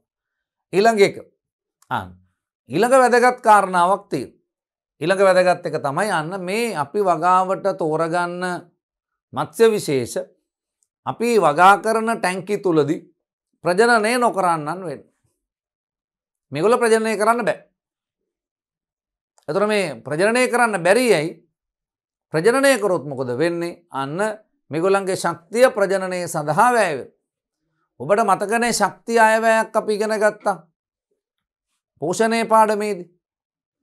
පැහැදිලිද? අන්න ශක්තිය අයවැයක් අපි ඉගෙන ගත්තා. අන්න C සමානයි M ධන අපිට හම්බෙන C ධන U ධන P කියලා එක. එතකොට අපි ගන්න ශක්ති ප්‍රමාණය අපේ පරිවෘත්තීය ක්‍රියා සඳහා වැය වෙනවා. මුත්‍රා කිරීමේදී වැයවන ශක්තියක් තියෙනවා. මල පිට කිරීමේදී වැයවන ශක්තියක් තියෙනවා. ඊට අමතරව නිෂ්පාදනයක් තියෙනවා. නිෂ්පාදනයක් තියෙනවා. එතකොට අපි නිෂ්පාදනය අපි ආකාර දෙකක් තියෙනවා. එකක් තමයි වර්ධනයට, අනිත් එක ප්‍රජනනයට. එතකොට අපි ගන්න ආහාර වලින් මක් වෙන්න ඕනද? අන්න වැඩි කොටසක් වර්ධනය සඳහා යොදා ගන්න ඕනේ. ප්‍රජනනය සඳහා යොදා නොගන්න ඕනේ. එඳ මේ වගා කරන මත්ස්‍ය විශේෂ ටැංකි තුලදී ප්‍රජනනය සිදු නොකළ යුතුයි. පැහැදිලි? ඔබ බලන්න හපව මතක් කළ ශක්තිය අයවැය. අන්න. පැහැදිලි? ශක්තිය අයවැය අපි ගන්නවා. ඒ ශක්තිය අයවැය කියන්නේ මක් කරන එකද? අන්න අපි ගන්න ශක්තියෙන් කොටසක් ගන්න පරිවෘත්තීය ක්‍රියාවලට වැය වෙනවා. මුත්‍රා බැහැර කිරීම සඳහා වැය වෙනවා. මල බැහැර කිරීම සඳහා වැය වෙනවා. අනිත් එක තමයි නිෂ්පාදනය සඳහා. එතකොට ප්‍රොඩක්ෂන් එකට. අන්න. එතකොට නිෂ්පාදනය සඳහා වැය වෙන එකෙන් දෙපැත්තකට වැය වෙනවා. මොකටද එකක් තමයි යන්න දේහ තුල ප්‍රෝටීන හැදිලා, ලිපිඩ හැදිලා මේ අර වර්ධන ක්‍රියා සඳහා යෙදෙනවා. අනිත් එක තමයි ජන්මාණු හදලා ප්‍රජනනය සඳහා යෙදෙනවා. එතකොට අපි ප්‍රජනනය කැලල කපලා අයින් කරා නම්, ඒ කියන්නේ ප්‍රජනනය සිද්ධ වෙන්නේ නැහැ කියලා අපි තීරණය කරා නම්, අර සම්පූර්ණ P කියන කොටස අන්න යෙදෙන්නේ වර්ධනය සඳහා. එතකොට අපිට බලාපොරොත්තුව ටැංකියක තුල එහෙමත් නැත්නම් අපි මේ කර්මාන්තයක් විදියට මේක කරන එකේ පළවෙනි අරමුණ තමයි කෙටි කාලයක් තුල මාළුවෙක්ගේ ශීඝ්‍ර වර්ධනයක් අපේක්ෂා කිරීම. එතකොට ශීඝ්‍ර වර්ධනයක් ලබා ගන්න නම් වැඩි ශක්තියක් ලැබෙන්න ඕන වර්ධනය සඳහා. එහෙනම් ප්‍රජනනය සඳහා ලැබෙන ශක්තිය මොකක් වෙනවද? අඩු වෙන්න ඕන. පැහැදිලිද? ඒ හින්දා ටැංකිය තුලදී ප්‍රජනනය නොකරන්නන් වෙන්න ඕන. පැහැදිලිද? මොකද හොඳට මතක තියාගන්න ප්‍රජනනය සඳහා ශක්තිය වැය වෙනවා. දැන් අපේ ගෙදරක තියෙනවා නම් ඇඹරෙල්ල පැලයක්, අඹ පැලයක් අපි හිතමුකෝ අඩි 4ක් විතර උසයි. මෙයා අන්න මල් පිපිලා. මල් පිපිච්චාම අපිට මේක සතුටට කාරණාවක් වෙන්න පුළුවන්. හැබැයි අපි මේ වැඩේදී අපි කියන්නේ මේකේ හොඳම විදිහ නම් මක් කරන එකද? මේ මල් පිපුණයින් පස්සේ කතුරක් කරන් මල් ටික කපලා දාන එක. මල් ටික කපලා අයින් කරන්න. මල් ටික කපලා අයින් කරන්නේ මොකටද? ආන්න මේ ගහ හොඳින් වර්ධනය වෙන්න. අපි ගහට කියන්න ඕනේ එපා. දැම්ම අපි බලාපොරොත්තුවක් නෑ ඔයාගෙන් අස්වැන්නක්. ඉස්සෙල්ලා ඔයා මක් කරලා ඉන්නද? පසෙන් ජලය, khනිජ, පෝෂක ටික අරගෙන හොඳ සූර්යාලෝකය අපි දෙනවා වටේ තියෙන ගස් වලින් ආවරණය වෙන්නේ නැති වෙන්න. දීලා අපි කියනවා ඔයා හොඳ වර්ධනයක් ගන්න. අතු පතර දාලා හැදෙන්න.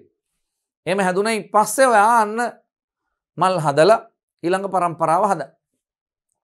එතකොට කාරණා දෙකක් වෙනවා. එකක් තමයි අස්වැන්න වැඩි වෙනවා. අන්න අස්වැන්න වැඩි.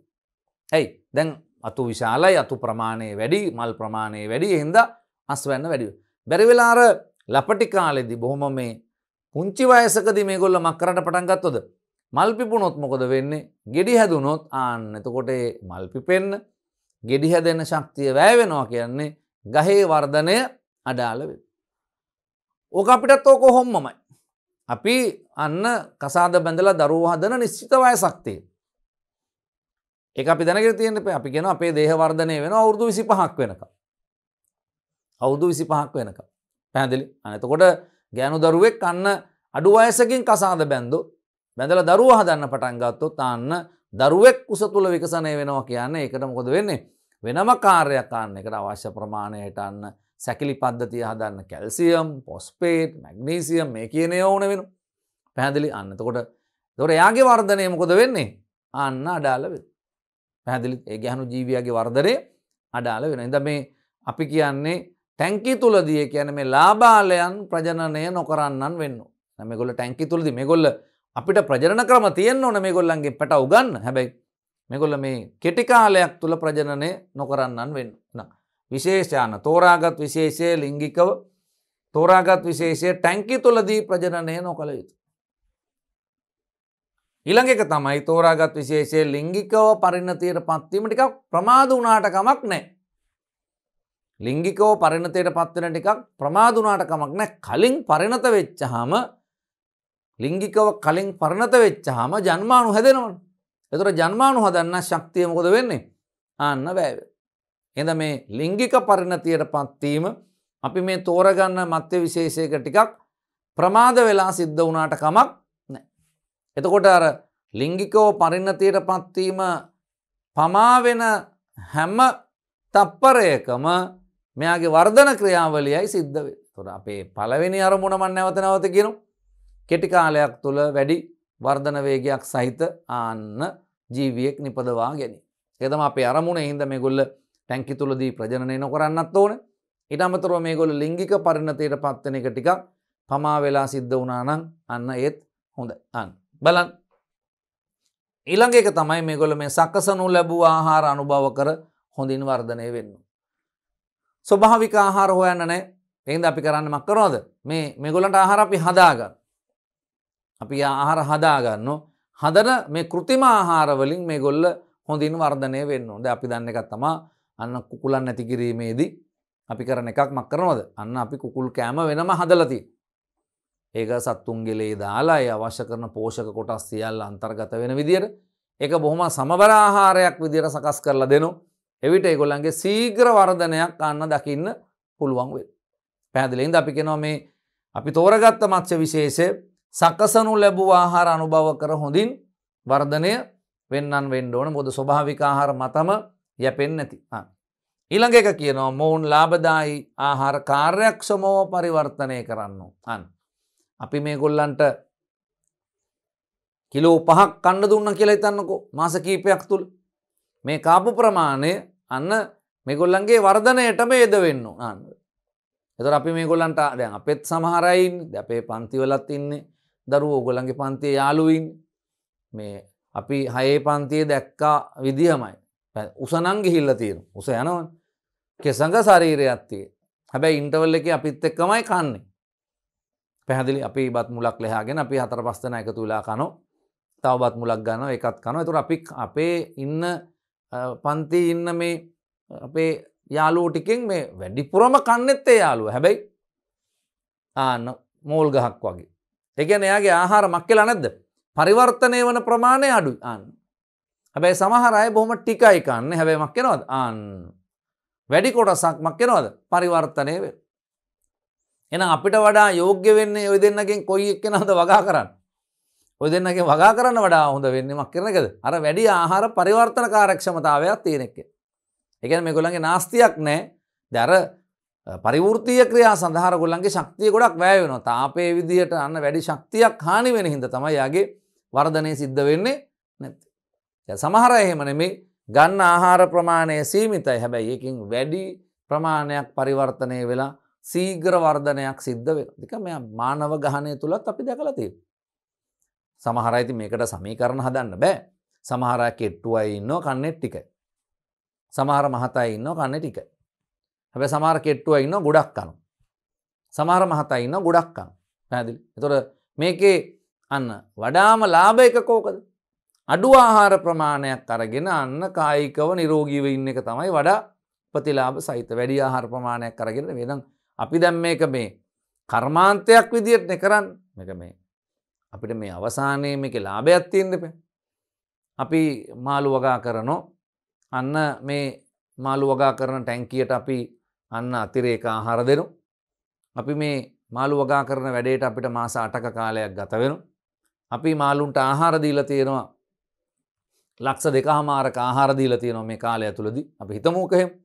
අපි මාළු වික්කයින් පස්සේ අන්න අපි මාස 6ක 8ක කාලයක් මාළු රැක බලා ගැනීම කරලා අපි මාළු ටික වික්කයින් පස්සේ අපිට හම්බ වෙන්නේ අන්න 2,75,000යි. ඒ කියන්නේ ලක්ෂ 2කමාරක් වේදම් කරලා අපි මාස 6කුත් බලන් ඉඳලා අපිට තියෙන රුපියල් 25,000යි. මේගොල්ලන් ඛණ්ඩ දෙන එක විතරමයි කරලා තියෙන්නේ. කණ එකමයි කරලා තියෙන්නේ. හැබැයි ඒක පරිවර්තනය වෙලා නෑ. හැබැයි අපිට ඕන එහෙම නෙමෙයි. අපි ගෙනාවේ ඇඟිල්ලෙක් නේ. අපි ගෙනාවේ සෙන්ටිමීටර 2කමාරක් විතර දිග පුංචි මාළු පැටව ගෙනාවේ. හැබැයි මාස 5ක 6ක කාලයක් තුලදී මේගොල්ල අන්න කිලෝ 4ක 5ක අන්න මාළුවෙක් දක්වා වර්ධනය වෙලා තියෙනවා නම් වඩා හොඳම මත්ස්‍යාකාරයේ එක. ඒගොල්ලෝ මොකද කරන්නේ? අර අපි පාවිච්චි කරන ජීව විද්‍යාත්මක වචනේ ඕනේ. මොකද්ද වචනේ? මේ අය ලාභදායි ආහාර මක් කරන්න ඕනද? කාර්යක්ෂමව පරිවර්තනය කරන්න ඕනේ අන්න. කාර්යක්ෂමව පරිවර්තනය කිරීම සිද්ධ කරන්න ඕනේ. ඔන්න ඔය කාරණා 10ක් තියෙනවා බලන්න. ප්‍රධාන කාරණා 10ක් තියෙනවා. ජලජීවී වගාවක් සඳහා යොදාගත හැකි විශේෂයක තියෙන සාමාන්‍ය ලක්ෂණ. සිදු කරන ප්‍රදේශයේ දේශගුණයට ඔරොත්තු වෙන්න ඕන. වගාව සිදු කරන ජලයේ රසායනික හා භෞතික සාධක හමුවේ මේගොල්ල හොඳින් වර්ධනය වෙන්න ඕන. ඒක මේගොල්ලන්ගේ වර්ධනයට බාධාවක් නොවෙන්න ඕන. පහසුවෙන් බෝ කළ හැකි වෙන්න ඕන. ඒ වගේම මේගොල්ලන්ට අන්න කෘතිම අභිජනන ක්‍රමත් තියෙනවා. මම කිව්වේ තිලාපියා වගේ අන්න. කෘතිමව අපිට අභිජනනය කරවන්න පුළුවන්කම තියෙනවා. බිත්තර හා පැටව් රැක බලා ගැනීමේ තාක්ෂණ තියෙනවා. ඔය පැටව් සමහරලාට ඔය ඉස්සෝ වගේ අය අපි අහලා තියෙන කාරණේ තමයි ස්වභාවිකව අභිජනනය කරන්නේ නැහැ. එතකොට අපි කරන්නේ ඒගොල්ලන්ට ඔය පිටියුටරි හෝමෝන එන්නත් කරලා අන්න ඒගොල්ල ප්‍රජනනය සඳහා පෙළඹවීම සිද්ධ කරනවා. කරලා අන්න පැටව් නිපදවීමේ තාක්ෂණත් ලෝකයේ පාවිච්චි කරනවා. යන ඊළඟ එකට අපි කියනවා මොකක් කියලාද? බිත්තර පැටව් ඇඟිල්ලන් සුහුඹුලන් ඒ වගේම ලපට ජීවීන් හොඳින් දරා ගැනීමේ හැකියාවක් මේ අයට තියෙනවා. ඊළඟ තමයි වගා කරන විශේෂයක් සෑම විටම අන්න මේ ඒගොල්ලන්ගේ ආහාර පුරුදු පිළිබඳව අපි දැනුවත්භාවයකින් යුක්ත වෙන්න ඕන. අන්න පැටව් මොනවද ආහාරයට ගන්න, ඒගොල්ලන්ගේ හොඳ වර්ධනයකට මොනවද දෙන්න ඕන ආහාර, ඒ වගේම අන්න සුහුඹුලන්ට මොනවද දෙන්න ඕන ආහාර කියන එක පිළිබඳව අපි අවබෝධයක් තියෙනවා. ඒ වගේම මේගොල්ල වගා කරන්න පාවිච්චි කරන බඳුන් තුල එහෙමත් නැත්නම් අන්න ටැංකි තුලදී ප්‍රජනනය නොකරන්නන් වෙන්න. පැහැදිලිද? ඊළඟ එක තමයි මේගොල්ල ලිංගිකව පරිණතයට පත් වෙන එක ටිකක් ප්‍රමාද වෙලා වුණාට කමක් නැහැ වර්ධනයෙන් පස්සේ. කලින් මේගොල්ල ලිංගිකව පරිණතයට පත් වුණොත් අන්න මක් කෙනෙක්ද වෙන්නේ? වර්ධනය මේගොල්ලන්ගේ අඩාල වෙනවා දකින්න පුළුවන්. ඊළඟ එක මේගොල්ල සකසනු ලැබූ ආහාර අන්න මගින් හොඳින් වර්ධනය වෙන්න. අන්න මේගොල්ල සකස් කරපු ආහාර ගැනීමේ වැඩි රුචිකත්වයක් මේගොල්ලන්ට තියෙනවා. ඒ වගේම තමයි ලාභදායී ආහාර මේගොල්ල කාර්යක්ෂමව පරිවර්තනය කරන්නන් වෙන්න. මේගොල්ලන්ගේ ආහාර පරිවර්තන කාර්යක්ෂමතාවය වැඩි වෙන්න ඕනේ. කන ප්‍රමාණය දේහය තුල වර්ධනය සඳහා යෙද වෙන්න ඕනේ.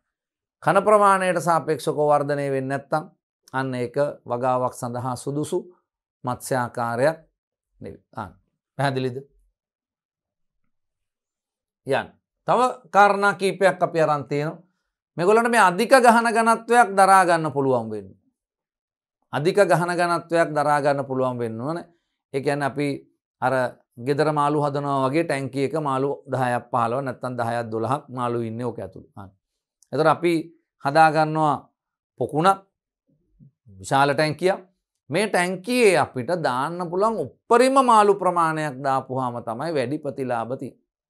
අර අපි මගී ප්‍රවාහන බස් රථ අපි පාරේ දැකලා තියෙන යනවා. වැඩිම මගීන් ප්‍රමාණයක් දාගත්ත තරමට අන්න ඒගොල්ලන්ගේ ආදායම වැඩි. ඒක හොඳද නරකද කියන එක වෙන කතාවක්. ඒක නමුත් අපිට ඒගොල්ලන්ට ලැබෙන ප්‍රතිලාභය මොකද වෙන්නේ? මගීන් සංඛ්‍යාව වැඩි වෙන්න. අපි ටැංකියකටත් අන්න ඒගොල්ලන්ට මක් වෙනවද? අධික ගහන ඝනත්වයක් දරා ගන්න පුළුවන්කම තියෙනවා. අධික ගහන ඝනත්වයක් දරා ගන්න පුළුවන්කම තියෙනවනේ. ඒ කියන්නේ මේගොල්ල මක් වෙන්නේ නැති අයද? මේ වැඩිපුර මූ වෙන්නේ නැති අය වෙන්න ඕන. දැන් සමහර මාළුන්ගේ නම් ගතිය ඔබ දැකලා ඇති. මාළු හදනකොට ගෙදර මාළු ටැංකිය යාගේ වැඩේ එහාට යනවා මෙහාට යනවා. හරි වේගයෙන් ඒගොල්ල මක් වෙනවද? මාළු ටැංකිය පුරාම ගමන් කරන අය. එහෙම ගමන් කරන්න ගත්තොත් ඒක අපිට හොඳ එකක් නෙවෙයි. ඇයි? ඒක මේ විසිතුරු මසුන් සඳහා හොඳයි. ඇයි? අපි කැමති නෑනේ විසිතුරු අපේ ගෙදර ඉන්න මාළු ටැංකියේ ඉන්න මාළු ටික ඔක්කොම නිකන් මැරිලා වගේ ඔහේ ඉන්නවා. ඒගොල්ල මේ එහාට මෙහාටවත් යන්නේ නැහැ. වරල් ගහන්නෙත් නැහැ. අපි මේ මාළු විසිතුරු ටැංකියකට දාගන්න අපි කැමති නැහැ. හැබැයි අපි කර්මාන්තයක් විදියට මේක කරනවා නම් මේ ආහාර සඳහා නම් අපි කැමති එහෙම නලියන් නැතුව එක තැනක ඉන්න මාළු.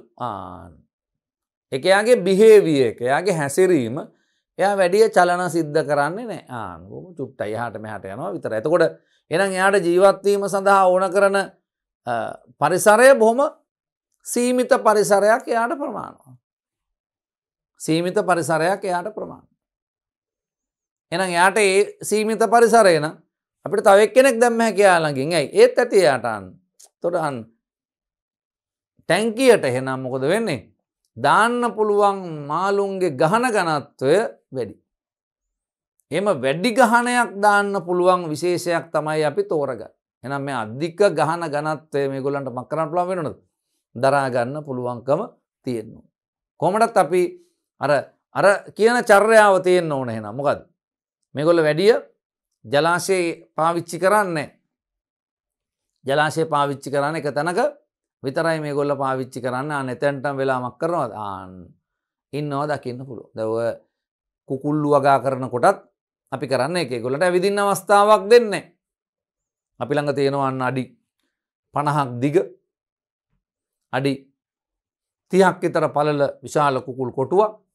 අපි මේ කුකුල් කොටුව ඇතුලේ පුංචි පැටවු ගෙනල්ලා අපි තුන් පැටවු 1000ක් දැන් අර මේ කොටුවට දාපුවාම දැන් මේගොල්ලෝ පොඩි පැටවුනේ මේගොල්ලෝ මුළු කොටුව පුරා මෙහෙම දූ එහෙම ඉන්න දෙන්නේ නැහැ. අපි කරන්නේ මේ පැටවු ටික එක තැනකට අරගෙන දැන් අපේ කොටුව විශාලයි. අපි කිව්වා මේක මේ පුංචි එකක් නෙවෙයි. මේක ටිකක් ලොකු එකක්. මේ අන්න මේ වගේ එකක් මේ බිම අපි ගත්තොත් දැන් මේගොල්ලන්ට මේ පැටවුන්ට මේ තැන් තැන් වල දුවන්න දෙන්නේ. අපි මේ පැටවු 1000ක් කරනවද මේ? අන්න එක තැනකට අරගෙන මේක වටේට ආවරණයක් දානවා. මේගොල්ලන්ට යන්න බැරි වෙන්න පොඩි ආවරණයක් දාන්න. දැන් ආවරණයෙන් මෙයාලට එළියට පයින්න බෑ. දැන් මේගොල්ලෝ මේක ඇතුලේ පැක් වෙලා ඉන්නේ. අන්න දැන් මේගොල්ලන්ට අපි කෑම දෙනවා. සතියක් යනකොට දැන් මේ පොඩි පැටව දැන් ලොකු වෙනවා. අන්න දැන් මේක ටික ටික ලොකු කරනවා. මේ අර ආවරණය ටික ටික ලොකු කරනවා දැන් අන්න. දැන් තවත් ටිකක් අන්න දවස් කීපයක් යනකොට තවත් මේගොල්ලෝ ලොකු වෙනවා. අන්න. දැන් ඉඩ මදිනේ. දැන් කාට එකා ගුලි වෙලා ඉන්නේ. හෙල්ලෙන්නේවත් නැහැ. එහාට මෙහාට යන්නවත් බෑ. පැහැදිලි. දැන් ඔක තවත් ටිකක් අන්න විශාල වෙනවා. අපි ටිකෙන් ටික මේ අර සර්කල් එක ටිකෙන් ටික මේ රවුම දිගාරිනවා. අන්න අවසානයේ මේගොල්ල මුළු කොටුව පුරාම ජීවත් වෙන්න අවස්ථාව ලැබෙන්නේ ඒ කොටුවේ සයිස් එකට එනකන් ජීවින් ආපුවා. දැන් එක කුකුලෙක් මෙච්චරක් විතර ලොකුයි. දැන් ඒගොල්ලෝ එකාට එක්කෙනා හේතු තුනයි පස්සේ සම්පූර්ණ කොටුවමක් වෙලා තියෙන්නේ. පිරීලායි තියෙන්නේ.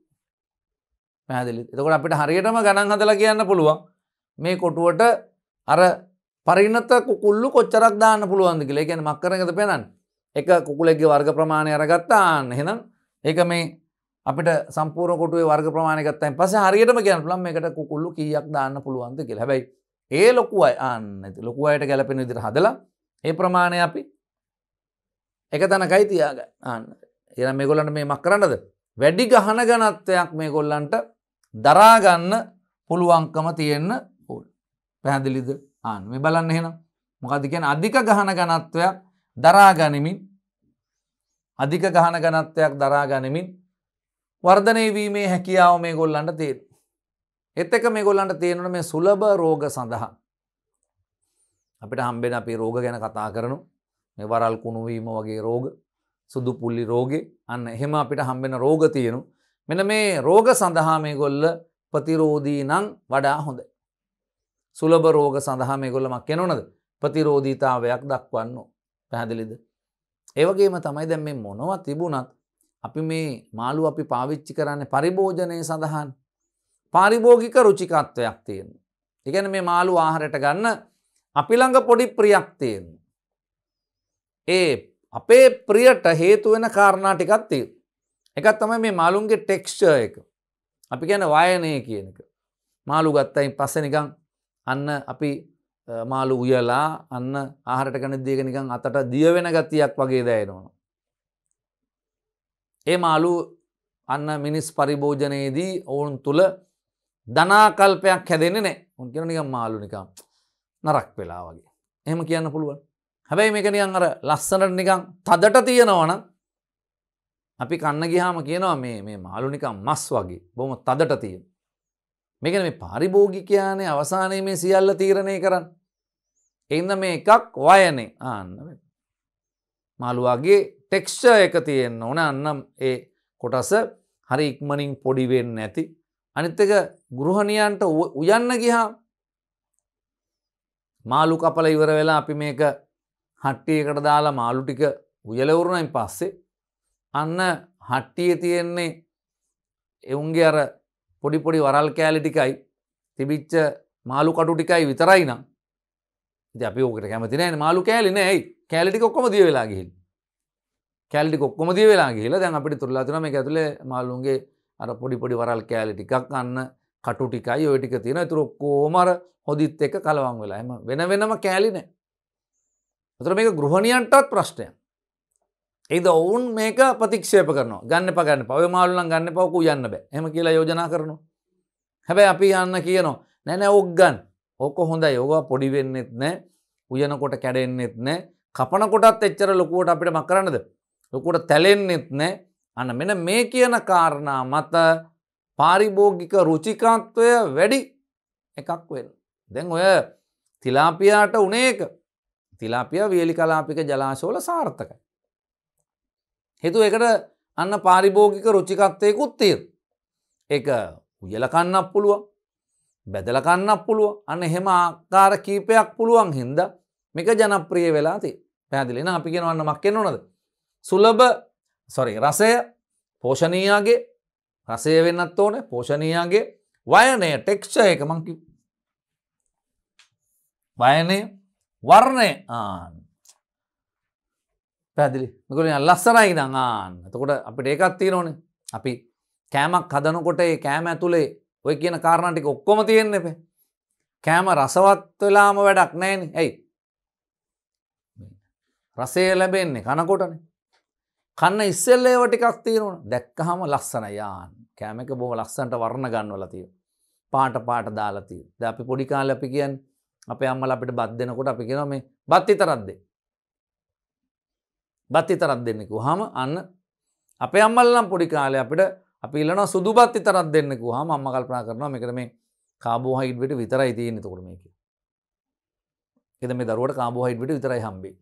එහෙනම් අපේ අම්මලා ඉස්සර පොල් තෙල් ටිකක් අරගෙන මේ පොල් තෙල් ටිකක් බත් එකට කලවම් කරලා දෙන්න. ඒතර කාබෝහයිඩ්‍රේට්යි ලිපිඩයි හම්බෙන්නේ. මේ අලුත් පරම්පරාවේ අම්මලාට යෝජනා කරනවා අන්න වෛද්‍යවරු දරුවට නිකම් බත් දෙන්න එපා. ඒ බත් එක ෆ්‍රයි කරලා දෙන්න. ෆ්‍රයිඩ් රයිස් හදලා දෙන්න. එතකොට තෙල් ටිකක් දාලා නැත්නම් බටර් ටිකක් දාලා බත් එක අපිට ගෙදරදී හදාගත්ත හැකිනේ. දැන් මේ ඉගෙන ගන්න වයසේ ඉන්න දරුවන්ට ගෙදරදී ඕක හදා ගන්න පුළුවන්. ඒක මේ ලොකු කතාවක් නෙවෙයි. අපිට අන්න අපි ගෙදර උයලා තියෙන බත් ටික තියෙනවා. ඒකෙන් අපි ටිකක් අර මොකක් හරි තෙල් ටිකක් දාලා උපකරණයක් මොකක් හරි ලිපේ තියලා ඒකට තෙල් චුට්ට දාලා මේ බත් ටික දාලා ඒකට අන්න එළවලු ටිකක් අන්න කැරට් ටිකක් නේ ඕව ටික කපලා දාලා අන්න අපි හදා ගන්නවා අන්න පොඩි ආහාරයක් හදා ගන්නවා බිත්තරයක් දාලා අපිට රස ගන්නවා. ඒතර ඔක ලස්සනයි. ඔකේ තියෙනවා කොළ පාටට ලීස් කෑලි ටික තියෙනවා. කැරට් කෑලි ටික ඕක ලස්සනයි. එහෙනම් මොකද වෙන්නේ? අපිට ආහාරයක වර්ණය තියෙන්න ඕන. සුවඳ තියෙන්න ඕන. එතකොට ඒවනේ අපේ මේ අපේ එහෙම සෙන්සරි ඕගන්ස් ටිකක් තියෙනවනේ අපිට ඇහැට පේනවනේ කෑම. දැක්කහම අන්න ඒ කියන්නේ අපි මගුල් ගෙදර ගියපුවාම මේ ඉස්සෙල්ලා කෑම ටික බලලා ඉන්නේ. ඒවත් ඉගෙන ගන්න ඕන අපි. මගුල් ගෙදර ගියාම කොනක ඉඳලා බත් ටික බෙදාගෙන යන්නේ. අපි ඉස්සෙල්ලා බලනවා මොනවද තියෙන. ඊට පස්සේ අපි ප්ලෑන් කරනවා මොනවද අපි කන්නේ. එහෙම. අපි අද කන්නේ මෙන්න මේ ටික කියලා අපි කලින් ප්ලෑන් කරගන්නවා. මිස අන්න අර සුදු බතුත් බෙදාගෙන කහ බතුත් තියෙනවා එකක් බෙදාගෙන අනේ නූල් සුත් තියෙනවා එකක් බෙදාගෙන මාළුත් තියෙනවා එකදා මසුත් එහෙම කන්න බෑනේ. එහෙනම් මක් වෙන්න ඕනද? අන්න මේ අපිට හම්බ වෙන අපි මේ වගා කරන මත්ස්‍ය සතුවත් එහෙනම් මක් වෙන්න ඕනද? හොඳ පෝෂණීය අගයක් තියෙන්න ඕන. හොඳ ටෙක්ස්චර් එකක් හොඳ වයනයක් තියෙන්න ඕන. සහ අන්න ඊළඟ කාරණය තමයි වර්ණයක් මගින් මොකක් වැඩි වෙලා තියෙන්න ඕනද? පාරිභෝගික රුචිකත්වය අන්න වැඩි වෙලා තියෙනවා. එහෙමනම් අපි වගා කරන මත්ස්‍ය අස්වැන්න අපිට පාරිභෝගිකයින්ට යැවීම වඩා පහසු වෙනවා. එහෙනම් ඉල්ලුම වැඩි වෙනවා. අන්න එවිට අපිට වැඩි නිෂ්පාදනයක් කරලා වැඩි ආර්ථික ප්‍රතිලාභයක් ගන්න පුළුවන්කම තියෙනවා. අතට අපි වගා කරන විශේෂය අපි නිෂ්පාදනය කරයින් පස්සේ කවුරුත් පරිභෝජනය කරන්නේ නැත්තම් අපිට ඒක වැඩක් නැහැ. එහෙනම් අපි කරන්නේ මක් කරන එකද? අන්න අපිට වැඩි නිෂ්පාදනයකට යන්න පුළුවන්. අපි ගිය මාසේ කිලෝ 1000යි අපි නිෂ්පාදනය කරේ. හැබැයි අපිට ඒ කිලෝ 1000ම අලෙවි කරගන්න පුළුවන්කම තිබුණා. එහෙනම් අපි දැන් මේ සැරේ අපි ටාගට් එක තියෙන කිලෝ 2000කට යන. ඒතර අපි කිලෝ 2000 අන්න අරමුණ ඉෂ්ට කරගත්තයින් පස්සේ අපිට කිලෝ 2000ත් අලෙවි කරන්න අපිට මාකට් එකක් තියෙනවා. අපිට පාරිභෝගිකයෝ ඉන්නවනම් අපිට ඊළඟට යන්න පුළුවන්. එහෙනම් කිලෝ 2000 මැද අපිට කිලෝ 3000ක් නිෂ්පාදනය කරන්න පුළුවන්. ඒතර මේ ක්‍රියාවලිය අපිට දිගටම යන්න පුළුවන්කම ලැබෙනවා. අද මේ වෙනකොට කුකුල් මස් වලට තියෙන ඉල්ලුම බිත්තරවලට තියෙන ඉල්ලුම. අන්න ඒක අපිට ඔය විදිහටම හරව ගන්න පුළුවන්. මොකටද? මෙන්න මේ අන්න මත්ස්‍යයන් සඳහා තියෙන ඉල්ලුම වැඩි කර ගන්නත් යොදා ගන්න පුළුවන්. දැන් අද මේ වෙනකොට අපි දන්න එකක් තමයි අපිට කරදිය දීවර කර්මාන්තයේ සාගරයෙන් මසුන් අන්න එන ප්‍රමාණය යම් ප්‍රමාණයක් අඩු වෙලා තියෙනවා. හැබැයි අපිට තිබ්බනම් හොඳ දීවර කර්මාන්තයක් අභ්‍යන්තරේ මේ වෙනකොට ලොකු ආර්ථික ප්‍රතිලාභයකට අපිට යන්න පුළුවන්කම තියෙනවා. බලන්න එහෙමනම් මොකක් වෙන්න ඕනද? පාරිභෝගික රුචිකත්වය වැඩි වෙන්න ඕන. නැත්නම් පාරිභෝගිකයා තෘප්තිමත් කිරීම සිද්ධ කරන්න. ඒ වගේම තමයි බැරි වෙලා හරි අපි මේ වගා කරන මත්ස්‍ය විශේෂය අපෙන් ගිලිහිලා ස්වභාවික ජලාශයකට නිදහස් වුණොත් ඒකෙන් ඒ ස්වභාවික ජලාශ තුල ජීවත් වෙන ජීවීන්ට හානි කර නොවෙන්න. උදාහරණයක් විදිහට ගම් වතුරක් එනවා. අපි හිතුවේ නැති ප්‍රමාණයකට වහින්න පටන් ගන්නවා.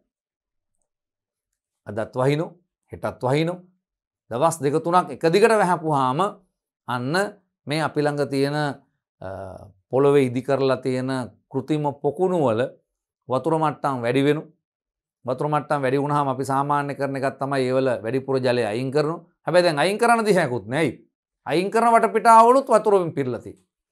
එහෙනම් දැන් ඉතින් මේක පොඩි ජල ගැල්මකට නයන්. එවිට මේ අපේ කෘතිම තටාක තුල ජීවත් වෙන මාළු මක් කියන්න පුළුවන්ද? මේ පරිසර වලින් එළියට යන්න පුළුවන්.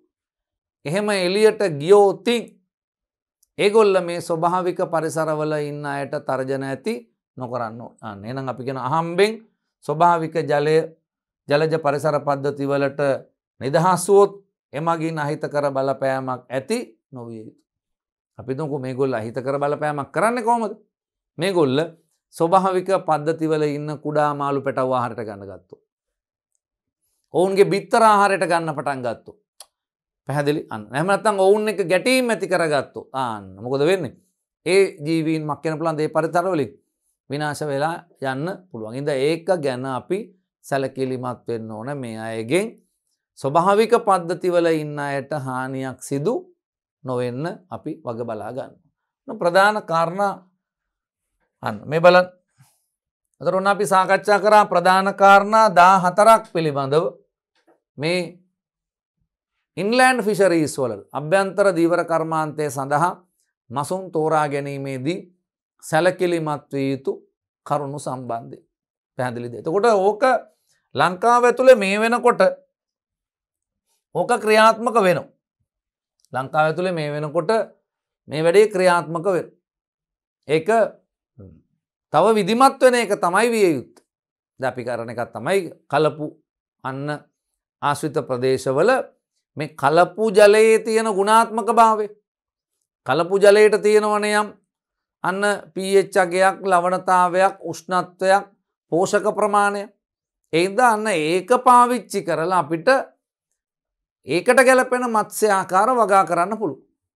එතකොට අපි කරන්නේ ඔයගොල්ලෝ අපි නිදාගන්න කාමරේ ඊතර සයිස් අපි නිදාගන්න කාමරයක් ගන්නකො අඩි 10ක් දිග අඩි 10ක් පළල 10යි 10යි හරි 10යි 12 හරි අන්න එහෙම කාමරයක් සයිස් නෙට් වලින් හදපු නෙට් වලින් හදපු ටැංකියක්. ඒක වීදුරු ටැංකියක් නෙවෙයි. ඒක සිමෙන්ති ටැංකියකුත් නෙවෙයි. ඒක නෙට් වලින් හදපු ටැංකියක්. හැබැයි නෙට් එකේ සිදුරු වලින් නෙට් මාළුවට එළියට එන්න බෑ. එළියේ ඉන්න මාළුන්ට ඇතුළට යන්නත් බෑ. පැහැදිලි. හැබැයි මේ නෙට් එකේ සිදුරු හරහා ජලයට එහාට මෙහාට යන්න පුළුවන්. ඒතර අපි කරලා තියෙන මක් කරන එකද? මේ බලන්න. මේක අපි කරන්නේ මේ විදිහට අන්න. මෙන්න මේ විදිහට ටැංකියක් නේ. ඒක ඕක ත්‍රිමානව ගන්න මේක අන්න. අපිට හම්බ වෙන්නේ මේක නෙට් එකක් දැලක් දාලා තියෙන්නේ. හරියට අර අපි දන්න සිර මැදිරියක් වගේ ආන්න. හිර කූඩු තියෙන එකෙන් සිර කරුවන්ට පැනලා යන්න බෑනේ. හැබැයි සිර මැදිරියේ අර කම්බි අතරින් මැස්සන්ට යන්න පුළුවන්. මැස්සෙක් ගියාම මොකද? මැස්සෙකුට එළියට යන්න ඇතුළට යන්න පුළුවන්. ඒතර අපි ඇති කරන මාළු විශේෂයේ මේ සිදුරු වලින් එළියට එන්න බෑ. හැබැයි මේ සිදුරු හරහා මක් වෙන්න පුළුවන්ද? අන්න ජලයට එහා මෙහා යන්න පුළුවන්. ඒතකොට ජලය නිරන්තරයෙන් මක් වෙනවද? හුවමාරු වෙනවා. මේකට ජලය එනවා, එළියට යනවා. අන්න මේක බස්සලා තියෙන කොහෙද? මේක බස්සලා තියෙන්නේ අන්න කලපුවේ. මේ කලපු ජලය. මේක ලස්සනට ලංකාවේ සිද්ධ වෙනවා.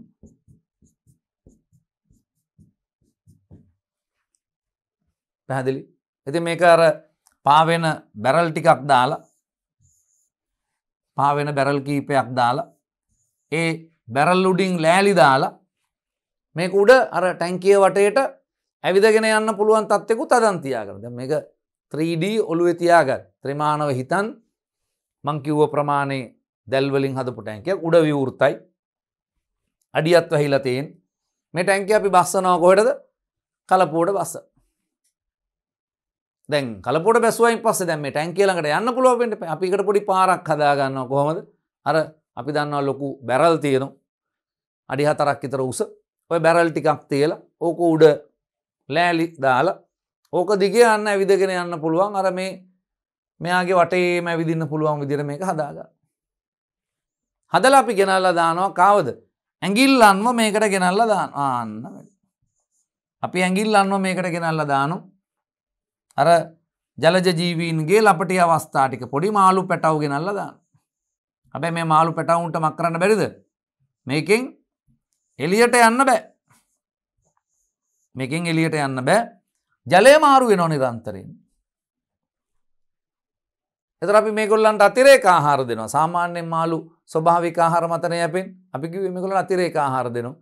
පිටතින් අපි ආහාර දෙනවා. අපි අන්න මාළු කඩේකට ගිහිල්ලා අර මාළුන්ගේ කපන කෑලි අපිට හම්බෙන වරල් කෑලි ඊට අමතරව කරමල් කෑලි අන්න ඒවා ඔළුව වල අයින් කරන කොටස් ආහාර මාර්ග වල අයින් කරන කොටස් මේ ඔක්කොම ගෙනල්ලා පොඩියට කපලා ආන්න ඒවා මේගොල්ලන්ට ආහාර විදියට දෙන්න. දැන් මේගොල්ල වැඩි ආහාර පරිවර්තන ශීඝ්‍රතාවයක් තියෙන අය මේගොල්ල මේ ටැංකිය ඇතුලේ ශීඝ්‍රයෙන් වර්ධනය වෙනවා. පැහැදිලි. හැබැයි මේගොල්ලන්ට මේ ටැංකියෙන් එළියට යන්න බෑ. ඒතර අපි පාවිච්චි කරන්නේ මොකද්ද? ස්වභාවික පරිසර පද්ධතිය පාවිච්චි කරන්න. මොකද්ද? ස්වභාවික පරිසර පද්ධතිය තමයි අන්න කලපු ජලය පාවිච්චි කරන්න. ආන්න ඒක ඇතුලේ අන්න මේ විදිහට දැන් වගාව කරයින් ගියන් පස්සේ අපි මාස 4ක් 5ක් 6ක් ඊට වඩා වැඩි කාලයක් වෙන්න පුළුවන්. අපි මේගොල්ලන්ට ආහාර දීලා මේගොල්ලන්ව වර්ධනය කර ගන්නවා. සමහරවිට අපි මේ එක පැටියෙක් ගේන්නේ රුපියල් 10කට. පැහැදිලි. එහෙමත් නැත්නම් අන්න රුපියල් 20කට කියලා ගන්නකො. පොඩි මුදලකට අපි මේක පැටියෙක් ගේනවා. අවසානයේ මේගොල්ල කිලෝ 6ක 7ක ප්‍රමාණයකට විශාල වෙනවා. කිලෝ 5ක් 6ක් කියන සාමාන්‍ය ප්‍රමාණයක්. අපි ගන්නකෝ කිලෝ 4ක් 5ක් නැත්නම් කිලෝ 3ක්. මේ පුංචි මාළු කූරියක් ගත්තත් කිලෝ 1.5ක් විතර තියෙනවා. ඒතර මේගොල්ල ටිකක් ඊට වඩා වැඩියෙන් අපි අතිරේක ආහාර දීලා අන්න වර්ධනය කරගන්න. එතකොට අපිට පුළුවන් මක් කරන්නද? අර රුපියල් 20ක් වගේ පොඩි මුදලක් පරිවර්තනය කරන්න පුළුවන්. එතකොට මාළු කිලෝ එකක් අපි රුපියල් 500ක් වුණොත් එහෙම අපි එහෙම හිතමුකෝ. කිලෝ 3යි නම් 1500. එතකොට රුපියල් 1500ක් බවට පරිවර්තනය වෙනවා අර අපි ගත්ත රුපියල් 20ක එතකොට 20 නොගැනිය හැකි තරම් කුඩයි. එතකොට අපි අතිරේක ආහාර වලට ලොකු වියදමක් කරලා නැහැ. ඇයි? අපි ගන්න අර ඉවතලන කොටස් තමයි අපි මේගොල්ලන්ට අතිරේක ආහාර විදිහට අරන් දීලා තියෙන්නේ. එහෙනම් මොකද වෙන්නේ අපිට මේක? වඩා සාර්ථකව අන්න මේ වැඩේ කරගෙන යන්න පුළුවන්කම ලැබෙනවා. අවම සම්පත් ටිකක් පාවිච්චි කරලා අපිට ලොකු ප්‍රතිලාභයකට යන්න පුළුවන්. ඒතකොට මේක ඇතුලේ මේගොල්ලෝ අර අපි කිව්ව කාරණා ටික තියෙනවා. මේගොල්ලේ පරිසරයට හොඳින් අනුවර්තිතයි. වැඩි ගහන ඝනත්වයක් මේගොල්ලන්ට දරා ගන්න පුළුවන්. මේගොල්ල මේ ටැංකිය තුලදී ප්‍රජනනය කරන්නේ නැහැ. පැහැදිලි. අන්න මේගොල්ලන්ග පරිණත වෙන්නේ ටිකක් වැඩි වයසක් ගිහිල්ලා. ඒ හින්දා මේගොල්ලෝ අපිට ශීඝ්‍ර වර්ධනයක් බලාපොරොත්තු වෙන්න පුළුවන්. එhmenan අපි කෙටි කාලයක් තුල මේක නිෂ්පාදනය කරලා අන්න අපිට පුළුවන් මක් කරන්නද? වෙළඳපොළට දෙන්න පුළුවන්කම ලැබෙන. පැහැදිලිද? අන්න.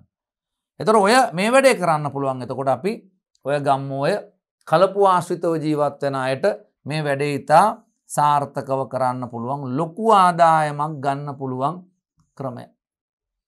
පැහැදිලිද?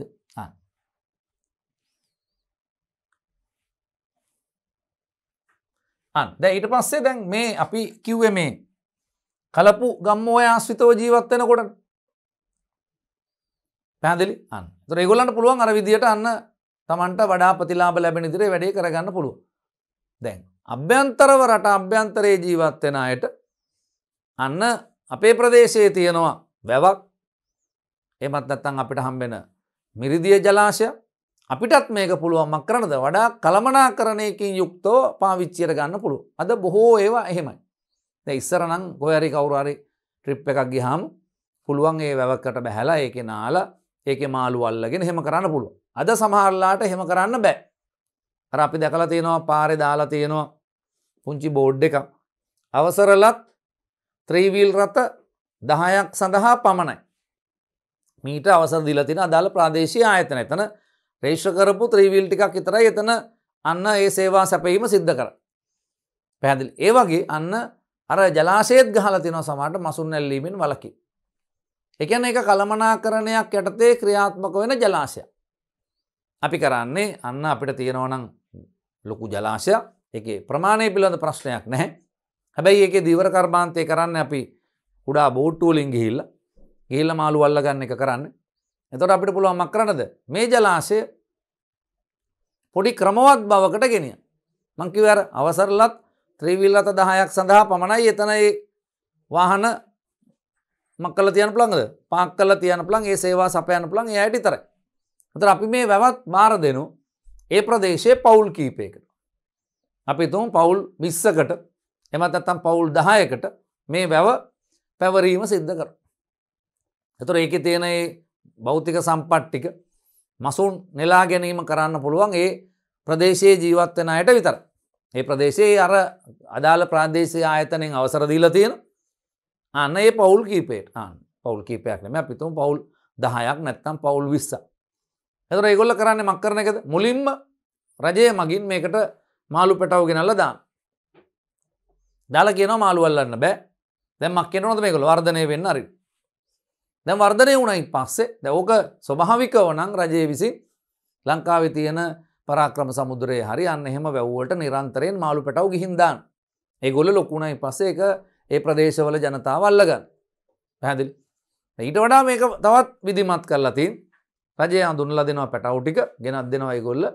දැන් ඒ පැටව වර්ධනය වෙනවා. ඊට පස්සේ අන්න අපි කියනවා මාස කිහිපයකින් පස්සේ දැන් මේ වැව පවරනවා මෙන්න මේ කියන කණ්ඩායමට. ඒගොල්ලෝ හදාගෙන තියෙන පොඩි සමිතියක්. ඒ සමිතියේ සමාජිකයින්ට තමයි මේ වැවේ තියෙන සම්පත ගන්න පුළුවන්.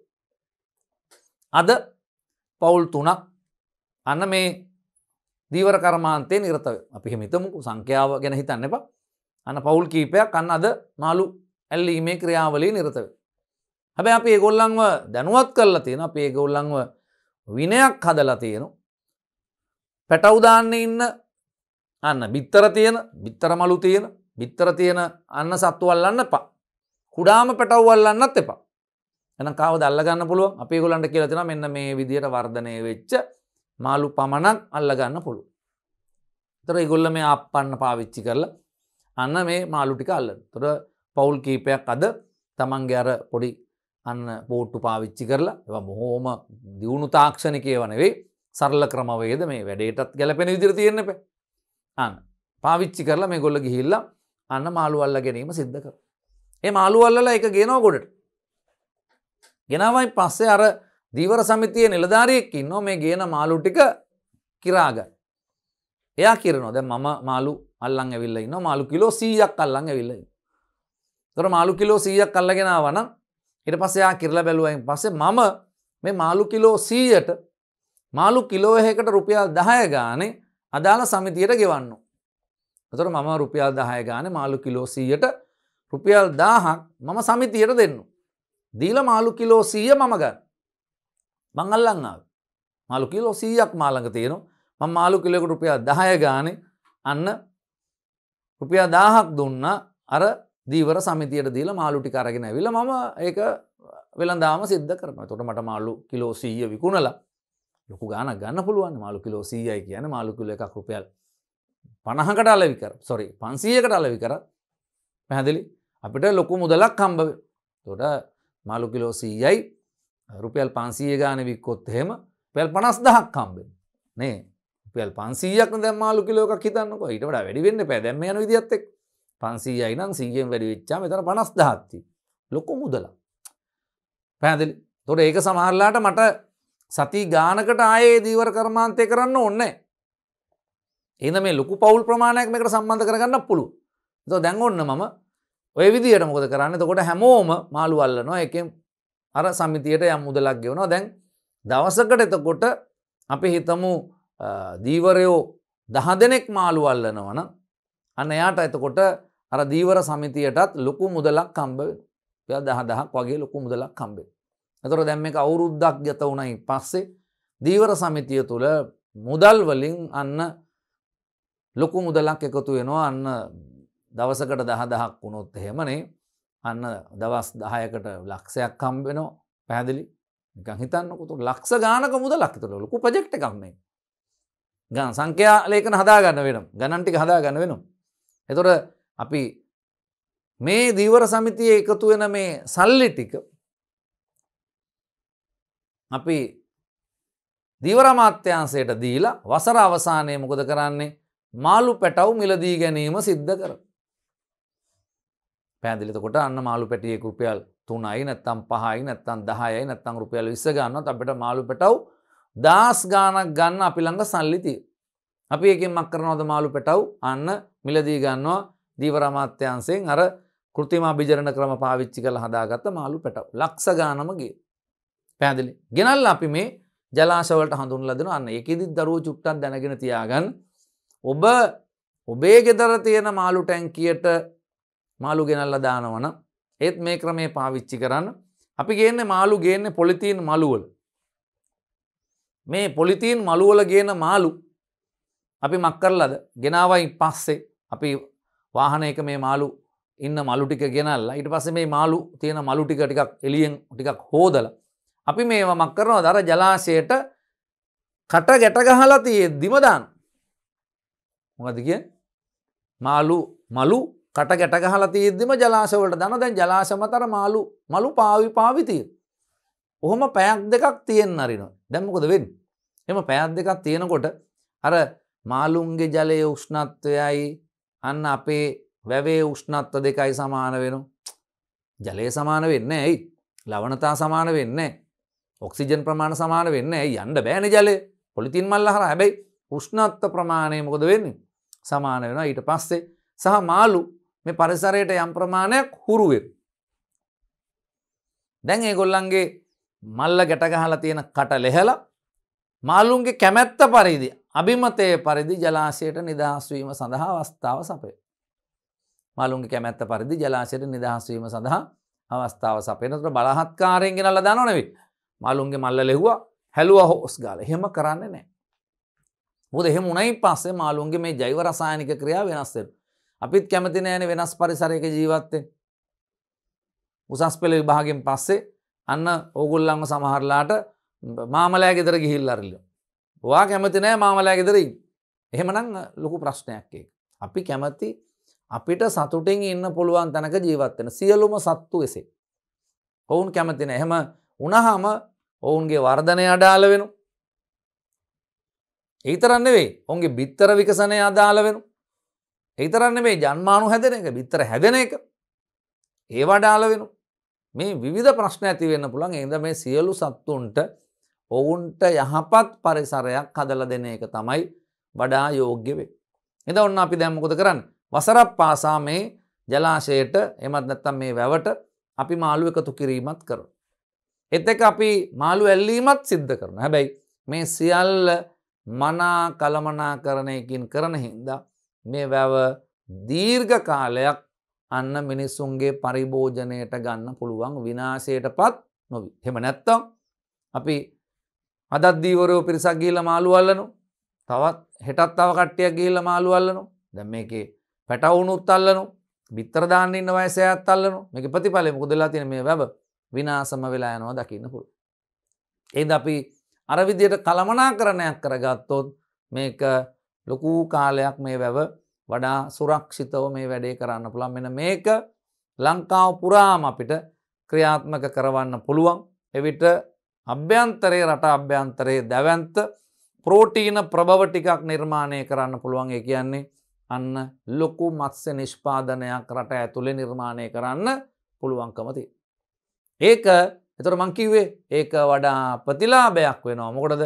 අර අපි වාණිජ වශයෙන් සිදු කරන කරදිය දීවර කර්මාන්තයේ තියෙන අර පීඩනය අවම කරගන්නත් ලංකාව පුරා පුළුල් ලෙස ජීවත් වෙන මේ මනුස්සයින්ට තමන්ගේ ප්‍රෝටීන් අවශ්‍යතාවය අඩ්ඩු මුදලකින් සපුරා ගන්නත් අවස්ථාවක් හම්බ වෙයි. පැහැදිලිද? ඔන්න අපි සාකච්ඡා කරමින් හිටියේ අන්න මේ මිරිදිය දීවර කර්මාන්තය පිළිබඳව. අන්න ඊට පස්සේ අපිට යන්න තියෙන්නේ විසිතුරු මත්ස්‍ය වගාව පිළිබඳව සාකච්ඡා කරන්න යන්න තියෙන්නේ. අන්න අපි අදට අන්න ඔය කොටස අපි මෙතනින් අවසන් කරමු. අන්න ඊළඟ කොටසින් බලාපොරොත්තු වන්න විසිතුරු මත්ස්‍ය වගාව සිදු කරන ආකාරය පිළිබඳව.